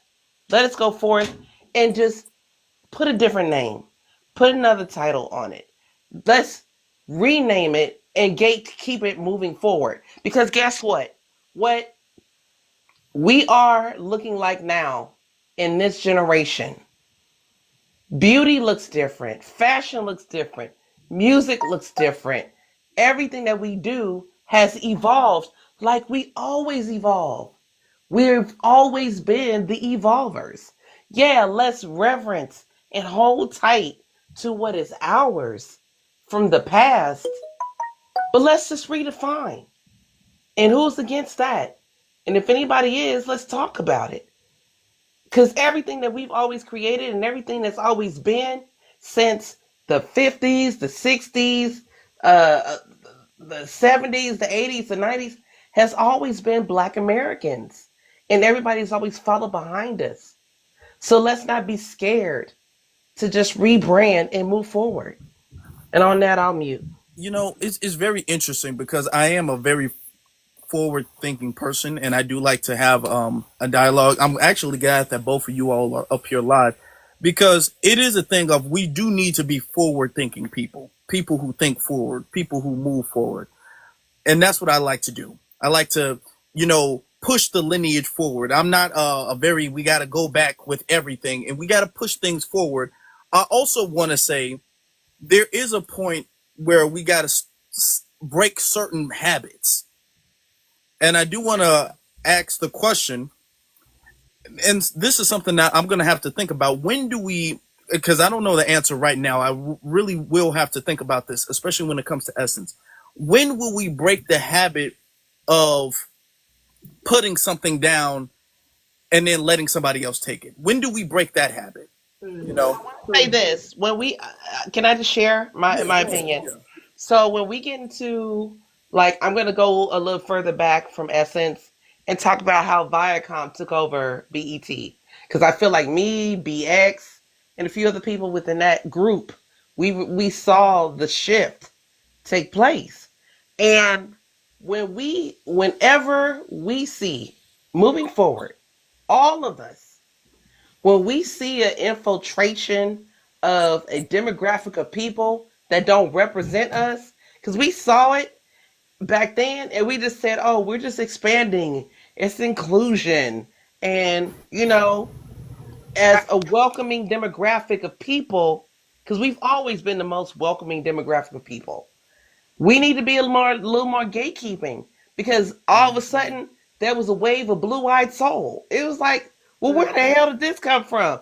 The music ain't bad, but then all of a sudden you start seeing Pink, and then you start seeing Justin Timberlake, and then you start seeing Robin Robin Thicke. Robin Thicke, and then you start seeing. And my thing is this: back in the day when my parents was outside and partying, the only black person the only outsider they saw was Tina Marie. You know what I'm saying? And Mhm. your average white band, and the people that sung, play that funky music, white boy. That was my parents' music. There was like three, but now we're seeing in our spaces, they're infiltrating our spaces. We're seeing it in real time now. And we need to put a line in the sand today and be like, yeah, nah, we're not doing all that. If it ain't us, and we're not anti, expanding, but we are very much anti you trying to take over and make it be something that it ain't. Like, we do need to have a separate stream about that conversation, Afro. And I Yeah, think DX and ZC would support me on that. If I'm not, please check me and let me know. I'm a mute. yeah. Because with this, there's really no, in my opinion, really no wrong answer. There's no wrong direction. Um, but there's, you know, the way I say, there's sometimes when there's two different directions, there's not really a wrong direction, but there's a more correct direction. You know what I'm saying? And I have to still like really think about, because I'm not even sure I fully have a stance on it as of right now. I'm gonna have to think about that and come back to it. But I do know that there is the best direction, the most correct, or the best route to take. When it comes to certain things, let's be honest. If we could use this analogy, right? If you were to leave your house on vacation and you came back to your house and you saw somebody else in your house, you wouldn't get another house. You would kick them out your house and you would take your house back. Okay? So are we taking our house back? But on the other hand, if they come in, if you come back from vacation and they came there and they completely damaged the house from top to bottom, it's flooded, the kitchen's on fire, the house is really destroyed. Is the house worth keeping? I think So that's right essence. now, it's that nuance. Is the house worth keeping, or should we take the house back? That's kind of I feel like the that's situation. essence, Afro. I feel like that's essence. That is the house that got taken over and just disrespected.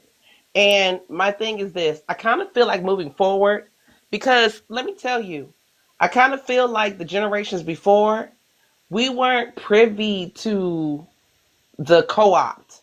I feel like this generation right now, I don't care if you are boomer, millennial, boomers, Gen X, millennial, zillennial. Today, if you are alive and you're FBA, everybody is waking up and we're understanding what co-opting looks like. I feel like this generation, people that are still alive in all the generations, that are FBA realize what that looks like today. And we're saying, hell to the no. We not going. We not going. And I feel like because we span so many different generations and we're alive today in this time, we understand what that looks like. So the old school can educate you because the old school saw it and we didn't see it as a co-op. But now that we're here alive today, we see it as a co-op. The new school sees it as a co-op and they call it out right now. Like, you know what I'm saying? And I feel like all of us together as FBA, we see it together as a whole. I still stand firm as to Essence needs to crash and burn. Let it go. Because guess what? The best years of Essence is when it was 100% FBA. 100% Black American FBA, Indigenous Black American. That's when it was the best. And it ain't going to be nothing past that. And I guarantee you wholeheartedly on my whole spirit, ain't going to be nothing better than that. So Okay. let them have it. Yeah, I hear that. I hear that. I'm gonna let some of the other speakers speak about it. I just there is just one thing I'm gonna tell you what's pulling me personally, and maybe this is just me personally. Personally, I don't see other cultures doing that. I don't see other cultures besides us doing that. Where if somebody comes in and colonizes it, we be all like, "Oh, well, you got it," and then never come back and get it. They can't, Afro. You We know what are. I'm saying? So it's a thing that's I'm all like that is a cultural habit. We've done that with country music. We've done that with rock and roll. We've done that with our inventions. We've done that with too many things. Like when do we break that cycle of doing that? So and maybe Essence might be too. It might be the house might be too damaged to even try to reclaim. But then the conversation still exists of when does that cycle stop? So Now, because are we going to start doing that with country? Are we going to say let's we're let not that giving go? nothing up. No more, Afro. We're not giving Okay, nothing okay, up and this is from just here on peaceful out. dialogue. Okay, all right. I want to hear what other people have to say about it though, because I, I'm gonna chime so in. I'm gonna. I agree with you guys. I agree with Mrs. as well. Like if there's a recovery process that we can have, that we are able to recover it completely, by all means, let's keep it. But if it in fact still is in the hands of these people, we cannot continue to enrich other people off our culture. I think that's really what my hard stand is that we cannot allow other people to continue to be enriched off our culture. If we're able to recover these things and get them back in the ownership, like she suggested, that was a wonderful idea too. If we're able to recover that back into our own clutches, by all means, let's get it. You know what I mean? But also, if it retains ownership with these people, we have got to start starving these people out. We got to starve them out. We cannot allow them to proliferate and to advance using our cultural icons, historical, cultural organizations. I totally I'm so against this. I'm so sick of seeing other people get more rich off our culture than we do. That's really what my bottom line is too. Lastly, I think that in the instance of us being putting things down, it's a blessing and a curse. I understand what you're saying, Afro Elite, but you gotta understand other people's cultures are not as innovative as us. We take it for granted, and that's where the curse comes in. We take it for the granted that we will come up with something else just as innovative, just as exciting, and we do, and that's what the problem is. We kind of have this thing where we do what other people can't do. Other people are still doing things that they did thousands of years ago. Nothing has changed. Nothing has innovated. We are the most innovative culture on this planet. And so we take it for granted that we can come up with something else, and we do it all the time. And so that's why we are so easily able to put things down, whereas other people are not, because they're not able to recreate, innovate, and up charge and update what they're doing. We update everything that we do. Like you know how the saying, nothing's new under the sun. That's very true, but we're able to innovate what we already have. So I think we take that for granted, and we do put things down too quickly. So I agree with you. I agree with you guys on that. So basically it's a two-pronged approach. If we can recover it and get it to ourselves, let's take it back and let's support it and not put it down. But if we move forward and we create something new, we have to do a better job of gatekeeping and protecting our intellectual property and our cultural things. We have got to make it so it's an institution, a corporation, a trust, a historic landmark, all of these things. Because like you said about Madam C.J. Walker, there's no way that man should have been able to buy that place like that. We have got to do what we need to do to protect our intellectual property so that going forward, when we do create things, our children don't have to start over from scratch, and that it becomes a passe thing. And like Liz said, we have to start speaking out and putting the spotlight on these people that are doing these things, so that it becomes a thing of, oh, we're going to get embarrassed if we continue to try to co-opt these people's culture. We have got to stop being so passive and stop wanting to look like we don't want to complain about something. We have to speak out and speak loud about people co-opting our culture and using it for their own. Okay. And now, Yeah, thank you. We don't have, hold on, we don't have too much longer. And have somewhere else I have to be shortly, so we don't have too much longer. BX, you haven't said anything in a minute. Do you have anything you want to add? I think that it's tainted now. We already had to boycott it. It's not the same Essence Fest, right? But that's not my decision. I'm all the way in New York.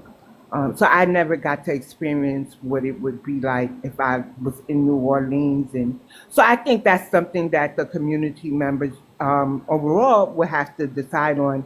And I would be more than willing to come down and experience it. Plus, I want to go to Mardi Gras and stuff like that. I want to experience the beautiful culture, right? So my thing is that if it was me, I'd let it go. We are innovative. I understand legacy. I would dedicate like a space in whatever venue we have to the old Essence Fest. But that it's like I can't. It's like they touched it. They tried to put a formula in it, and that's forever going to be a stain on it. But then again, we have some pretty amazing storytellers. We know how to twist words and make them fit of how we could write about how it was saved, and stuff like that. So it's going to be really interesting to see what the community decides. But I think that if they retired it, I wouldn't have a problem with it. If they decided to salvage it, then we just got to make it the greatest story ever told, because we got to tell about their betrayal and how we got it back and how we made it work, right? I think it could. I don't know, y'all. I got a big imagination, so I'm gonna land there before I confuse It's an everybody. interesting question because it's not like Yeah. a wrong answer to it. That's the very interesting part about this. It's not really a wrong answer. Afro, can I say one last thing? You can drop me down. Yeah, what's that? Afro, I feel like the next frontier in music that's getting ready to come, and we know it's coming because Beyonce is about to put it out. Her next wave is rock music. And that's been our music from the rooter to the tutor, period, point blank. Mm-hmm. And one of the major rock icons that I've always looked up to, that's Black FBA, is Betty Davis. Not Betty Davis, the actress.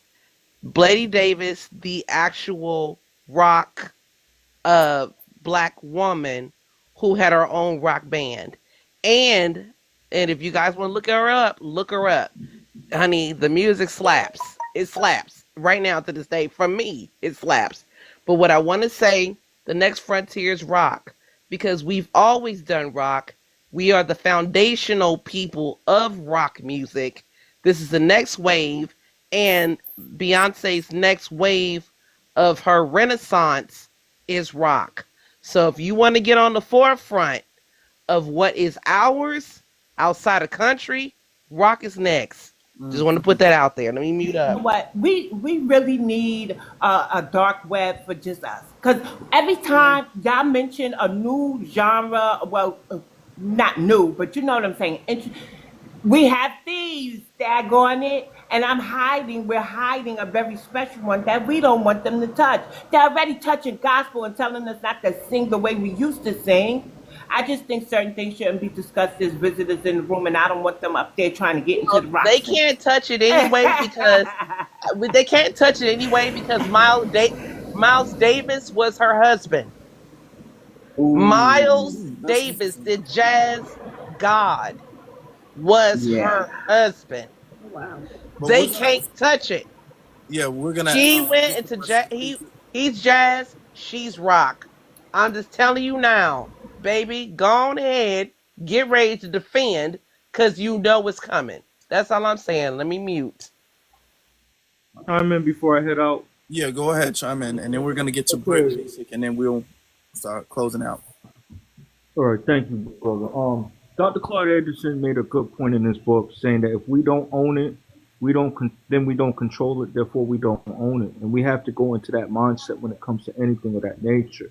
Mm. If we do let it go, we have to look at it as a harm because we have not gotten what was owed, which is reparations. That is the reason why we can't properly defend our intellectual property the way that it is.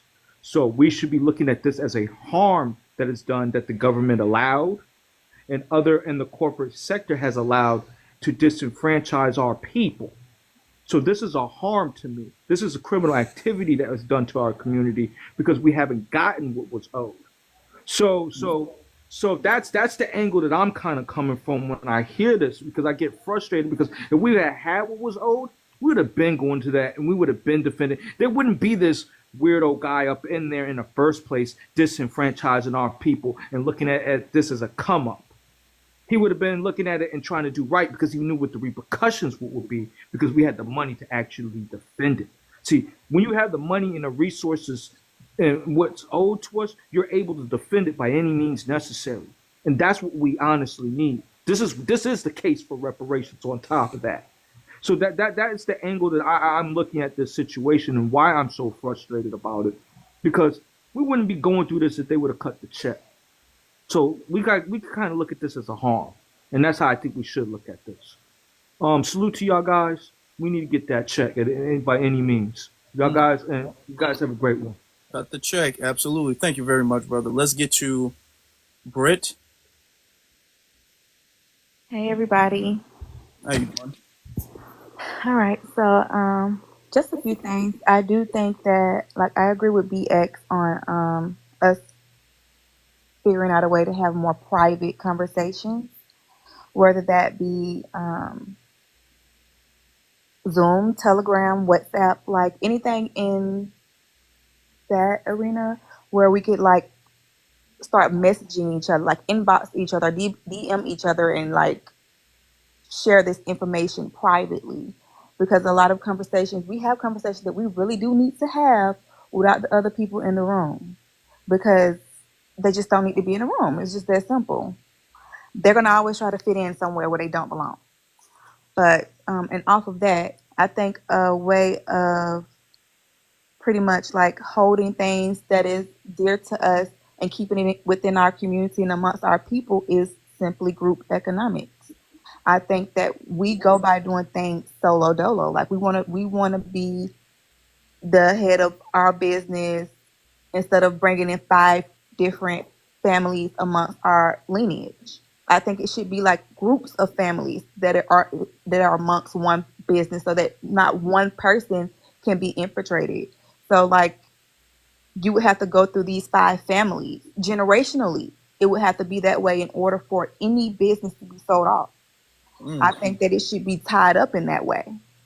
So I think that it's ways around doing things, and I think a lot of it involves think tanks amongst each other, because we're brilliant people and we have to stay focused, and we can't stay focused when there's people in a room who do not want us to be focused. So I think that we definitely, rebranding is a good idea, and I think that we definitely need to stop falling asleep at the wheel, because we get a little comfortable in our daily lives and we forget a lot of the things that our ancestors passed down to us or left for us, and then someone come in and take it, and we're kind of upset about it, which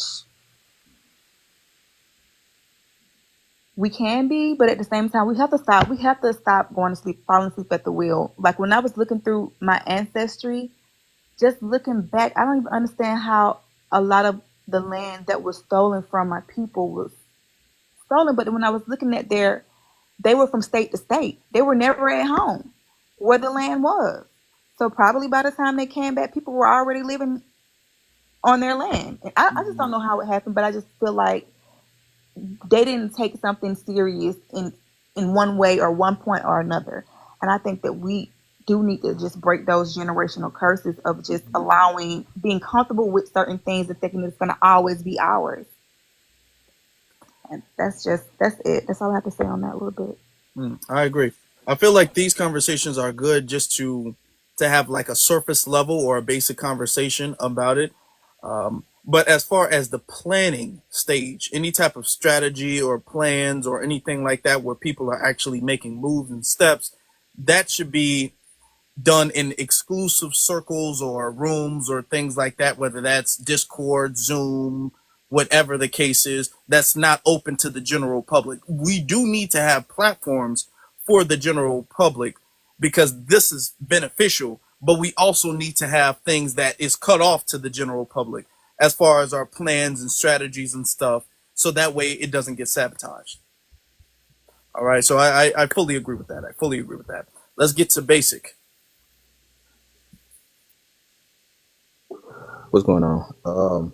So as far as the essence thing, me personally, I see both sides. I'm with whatever y'all decide to do. I feel like, if some of us, if we want it, and some of us are ready to make moves to get essence back, then we all need to support that, whether we believe that it's a lost cause or not. I think we just need to be on one accord regardless. If we have enough people who want it back and they want to fight for it, then all of us need to make that happen and support our own people.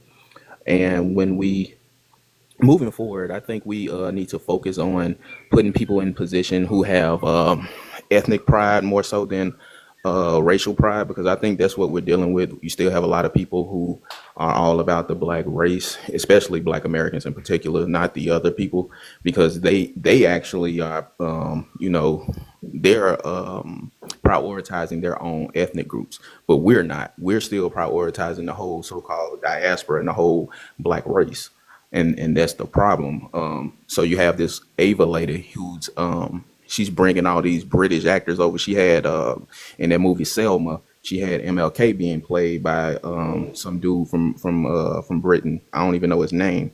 And then y'all just mentioned Miles Davis. You got a movie coming out, Miles Davis being portrayed by Damson Idris or whatever his name is. So Is and that I mentioned. confirmed? I heard that was a rumor. That's confirmed that he's playing Miles Davis. Yeah, I googled it and it came up. You know what I'm saying? Like Okay. I don't know if it's in the works or what, but yeah, you can look into it. I looked it up. Um, what else, man? And of course we already talked about the whatever her name is, Arivio, and she's gonna be playing Shaka Khan, and just all this stuff. So we know that it's intentional. Like this isn't a coincidence because it goes back so far. Because you had the dude who played in Get Out, he portrayed Fred Hampton, and we gave him props on that movie because it was a great movie. I personally don't think he did a great job, to be honest with you.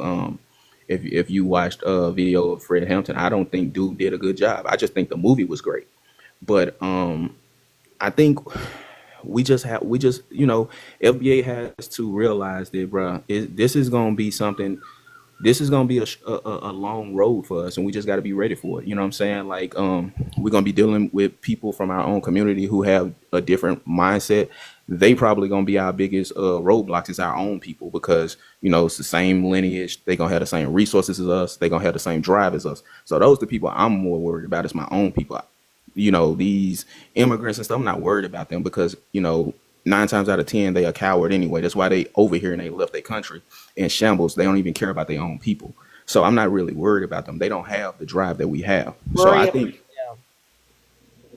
I'm sorry. Say it again. about them, sweetheart, because let me tell you something. We severely have to deal with the COONS in the Black American community.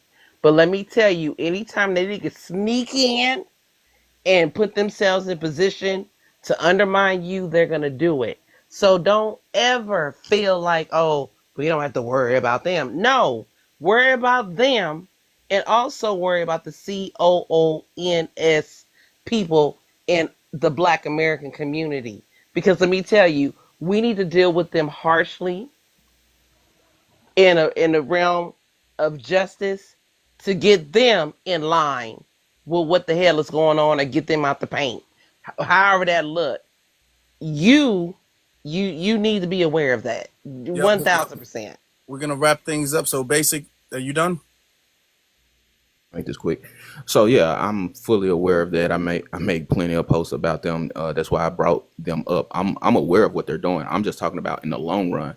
Once we fully delineate from these people, to me, they just not going. They're not going to be something that we're going to have to worry about once we get enough of our people on one accord and to know what's going on. I think right now, just a lot of our people don't know what's going on. That's all I'm saying. Our people is going to be the biggest issue moving forward. These people have already exposed themselves. So, I agree with what you're saying. That's all. All right. Okay, thank you. So, I guess this is the conversation we have to have, and it's interesting. And I think the best thing to do is to get people from New Orleans to voice their opinion. Right. You know what I'm saying? Because if we're not from New Orleans, we can because right now the community is having kind of like a difference between how we view the damage, how we view the severity of the damage. Is it unfixable, or is it something that can be fixed? But we're viewing that from an outside point of view. You understand what I'm saying? We're not from New Orleans. I'm going to be completely transparent with you all. I've not been to an Essence Fest before. So people who've gone to Essence Fest for generations, they're going to have a different opinion on it, whether it's too damaged or whether it's something that they want to save. So I think maybe the next time, because this is probably a really good conversation, but the next time I would like to see a lot of people from New Orleans, or at least people who have gone to Essence Fest regularly, voice their opinion and get their assessment on it. But I've been multiple times, but I would love to see a collaboration of a video where it is people who have gone multiple times, one time or multiple, like myself, and people who live there. Because I guarantee you, I feel like we're going to uncover some really amazing things. Let me mute. Yeah, that would be really good. That would be. Zizi, you have anything to close? Yeah, I'm glad you brought up the New Orleans. I was waiting to say that too, though. But that's an important factor, is having the voices of specifically the people of New Orleans, the locals out there, FBAs on the grassroots, but also, the people that has gone multiple times. The older crowd, the people that know for sure certain things, how the feels, the way in which things were done. People that kind of know the show, know the event, and can kind of give guidance on that. I think definitely they should be stepping up, and their voices should be echoed or be promoted the most for sure. But I think I'm kind of on the fence with it. I'm not gonna lie. I love both points. I'm not gonna lie. Mrs. Point with the panel, it's a great fucking idea. But so is Lips and Pros. With us teaching them a lesson and being like, let that shit, let it burn. You wanted to take it. You thought you could take it over. Well, this is 1 minute.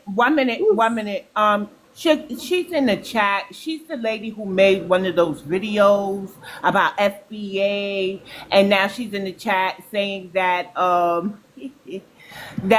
everything in America is her business. So, ma'am, how is FBA your business? You was the one who made the video. Where them FBAs at? And I'm sleeping with black men, so yeah, I'm gonna talk about y'all. You that lady, right? She cares. She Ma'am. does. Yeah. Hold on, Lips. Ma'am, is that you? You came up. I see the name. I recognize it. We had some words in your comment section. So, would you like to address FBA now? A member of, well, we're not a member. I'm a lineage member. Would you like to address me now?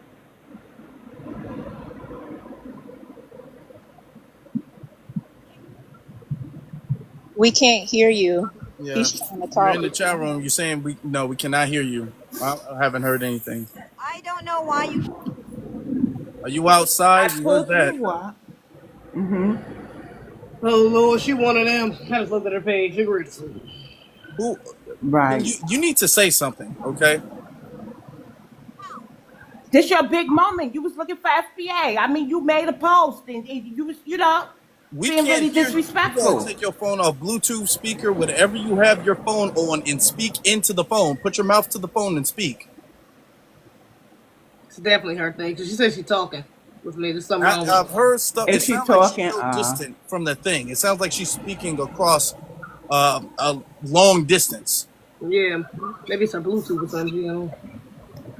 Okay, so ma'am, I didn't want to block you because sometimes, Afro Lee or myself or Zizi would like to have conversation with those who don't really understand about FBA. FBA is just a reclassified term. It's a way to show resistance to our government to say that they can't reclassify us anymore. We know who we are. That's foundational Black Americans, right? So you can't separate foundational Black Americans from Black American or African Americans. We're the same people, the same lineage. That means our ancestors built here. And you also said that you was born in Harlem, so that makes you really Black. Well, my great granny was born there. My granny was born there. My family's been in New York since 1750, enslaved by the Dutch. You'll never be more Black than me. I'm foundational. Okay? You're Latina, right? Afro-Latina, right? You're African descent, okay? My Black doesn't equal African. I'm North American. I'm foundational to here with some African roots because I don't deny something happened in history. But you need to really be careful about who you talk about and how you talk about them and how you disrespect them because you wouldn't want me to bring out the dirt on the Afro-Latinas, okay? Let's cut it out. Show some respect. You still got a homeland to go to. But this is my home. New York is my home. My fifth great granny was enslaved here by the Dutch, ma'am. Oh, you got it working now? You got 2 seconds. This is your moment to shine. And BX, I don't even think you had to. You needed to tell her the definition of FBA. She know what it is. She on her page talking about FBA is a cult, a mega cult. So Respect the Right. BX. Respect the BX, man. This is fan behavior. This is fan behavior. You're really from Harlem. You being a fan. New York is about being original. You over here, what you poking around for? Okay, we can't hear you. At this point, so the thing is at this point, you're slowing the room down. We were Okay, closing no out. You're slowing problem, the room Afro. down. We can't hear you. You're not on Bluetooth. You're not on the phone. We can't hear you, so it don't matter. All right, maybe it's the ancestors blocking whatever bullshit you was about to say. So she definitely was about to say some bullshit. For sure. This is what I mean when I say people are on fan behavior. I had an African say some mess about she always see me in the chats, but I'm always in foundational Black American chats or American Indian because they my people too. And y'all be coming over here bothering us. We having a conversation about us and Africans, not an Afro-Latina in sight. We ain't mentioning a Latina. And here you go. So who sent you? Because you don't seem too smart. She know how to work that damn Bluetooth Afro. Thank you for that, for letting me say that to her, because she could never be more foundational than me. And there's many more like me in New York. But we also have Southern roots, my love. You could take your ass back to whatever island you came from and don't really bother foundational Black American, because as you see, we handle our own business without worrying about y'all.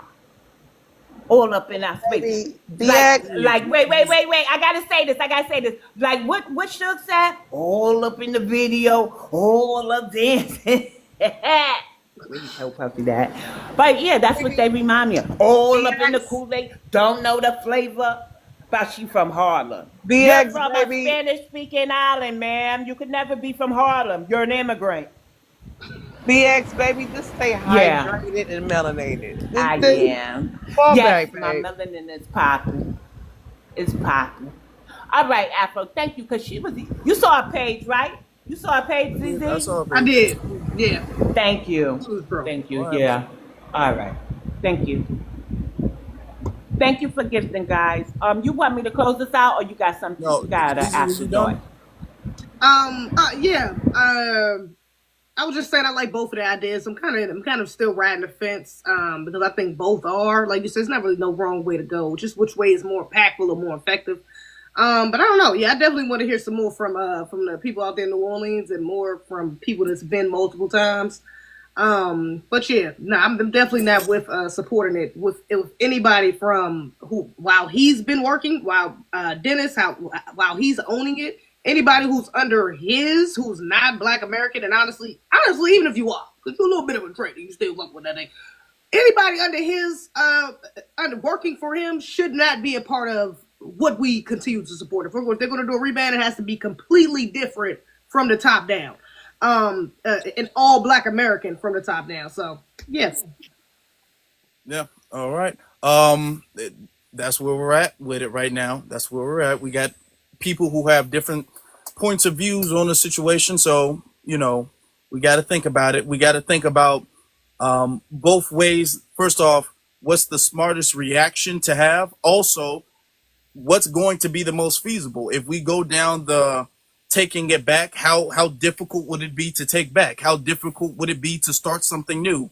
What's the most feasible option? What option is the most empowering option? So there's difference of opinion on that, and we can discuss this maybe at another time. If you guys want to listen to the playback of this, go to For the Culture on YouTube. It's a lot of great content. Go subscribe. You can listen to the playback of this TikTok live and all of the other TikTok lives that we've done in the past. Also, you can go to me and ZZ's individual YouTube channels, and the link is in our bios. Thank you all for the gifts. Thank you all for the time. Appreciate it. BX can close us out. Sure, I gotta ask you, Afro, when are you coming back on TikTok? The earliest I could probably do that would be Thursday sometime. That would be the earliest, but I'm not sure. So would you want to touch on this topic again, and I'll try to find. I know an American Indian from New Orleans. I know if we can a have Creole from New Orleans. Yeah, if we can have some New Orleans residents or whatever the case is, or people who've gone several times, if we can have that, this would be a good follow up. This would be a good part one, and then we can have another part two where we actually do. Mute up, please. And BX, listen, I want to say, BX, I'm sorry. I'm going to mute up and I'm going to drop down after this. BX, can you let me know when the part two starts? Because I want to be a part of this part two wholeheartedly, because I feel like there is something that needs to be flushed out, and I'm happy to be a part of that process. So please, if you want to, follow me, BX or ZZ or whatever, follow me so you can let me know when it's going to happen, because I want to be a part of that. And let me mute. You guys have a wonderful evening. Thank you for welcoming me up again. And I'm out. Peace. Thank you, Lips.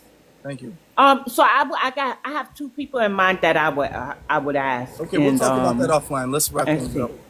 Okay, no problem. So you said Thursday. I'm gonna say this. I said the earliest would be Thursday. Because I know you're gonna hold me to it. So let's not do. Hold me accountable. I didn't say Thursday. Inbox on Twitter and TikTok. I'm gonna be in the chat on YouTube. Are you going live on YouTube later? Tonight, no. Okay, no problem. I really enjoy your YouTube lives. So I guess I'll see you Thursday. I'm with my people from New Orleans. I think the decision relies within them, because if we do move Essence Fest, they may lose a bit of income for that period of time, right? So that's seasonal income for them, and it rakes in some good money for them. I'm willing to bet. They got everybody from throughout the nation and maybe some international coming in. So I would never want to do that to my people. So whatever the people in New Orleans say goes, that's what I'm rocking with. And I'm gonna leave it at that. But we should think about starting some more foundational Black American events with foundational Black American stamped on it, and not another name from somebody else. Even whether we save Essence or I guess reclaim, not brothers, whether we reclaim Essence and take that back, or whether we start something new, Essence doesn't have to be the only thing we do. Right. Nor should it be the only thing that we do. Even if Essence is perfectly fine, it shouldn't be the only time we have a cultural festival, an annual cultural festival. So we can have that conversation. I think we need to have that conversation regardless of what we decide to do with Essence, but especially Right, highlighting the fact that Essence is in a problem right now. We have a problem with Essence. right. All right. With that said, I wish everybody, love, peace, reparations, foundational Black Americans, even in New York, but not the Afro Latinas and they nosy asses. That one right there, New York City, Chingona, Gen X. Oh, you too old to be acting like that, all Snoopy and stuff, and we ain't even talking about it. All right, Afro, I'm out. You all have a good Peace. night. Be You one. too. Peace. Be one.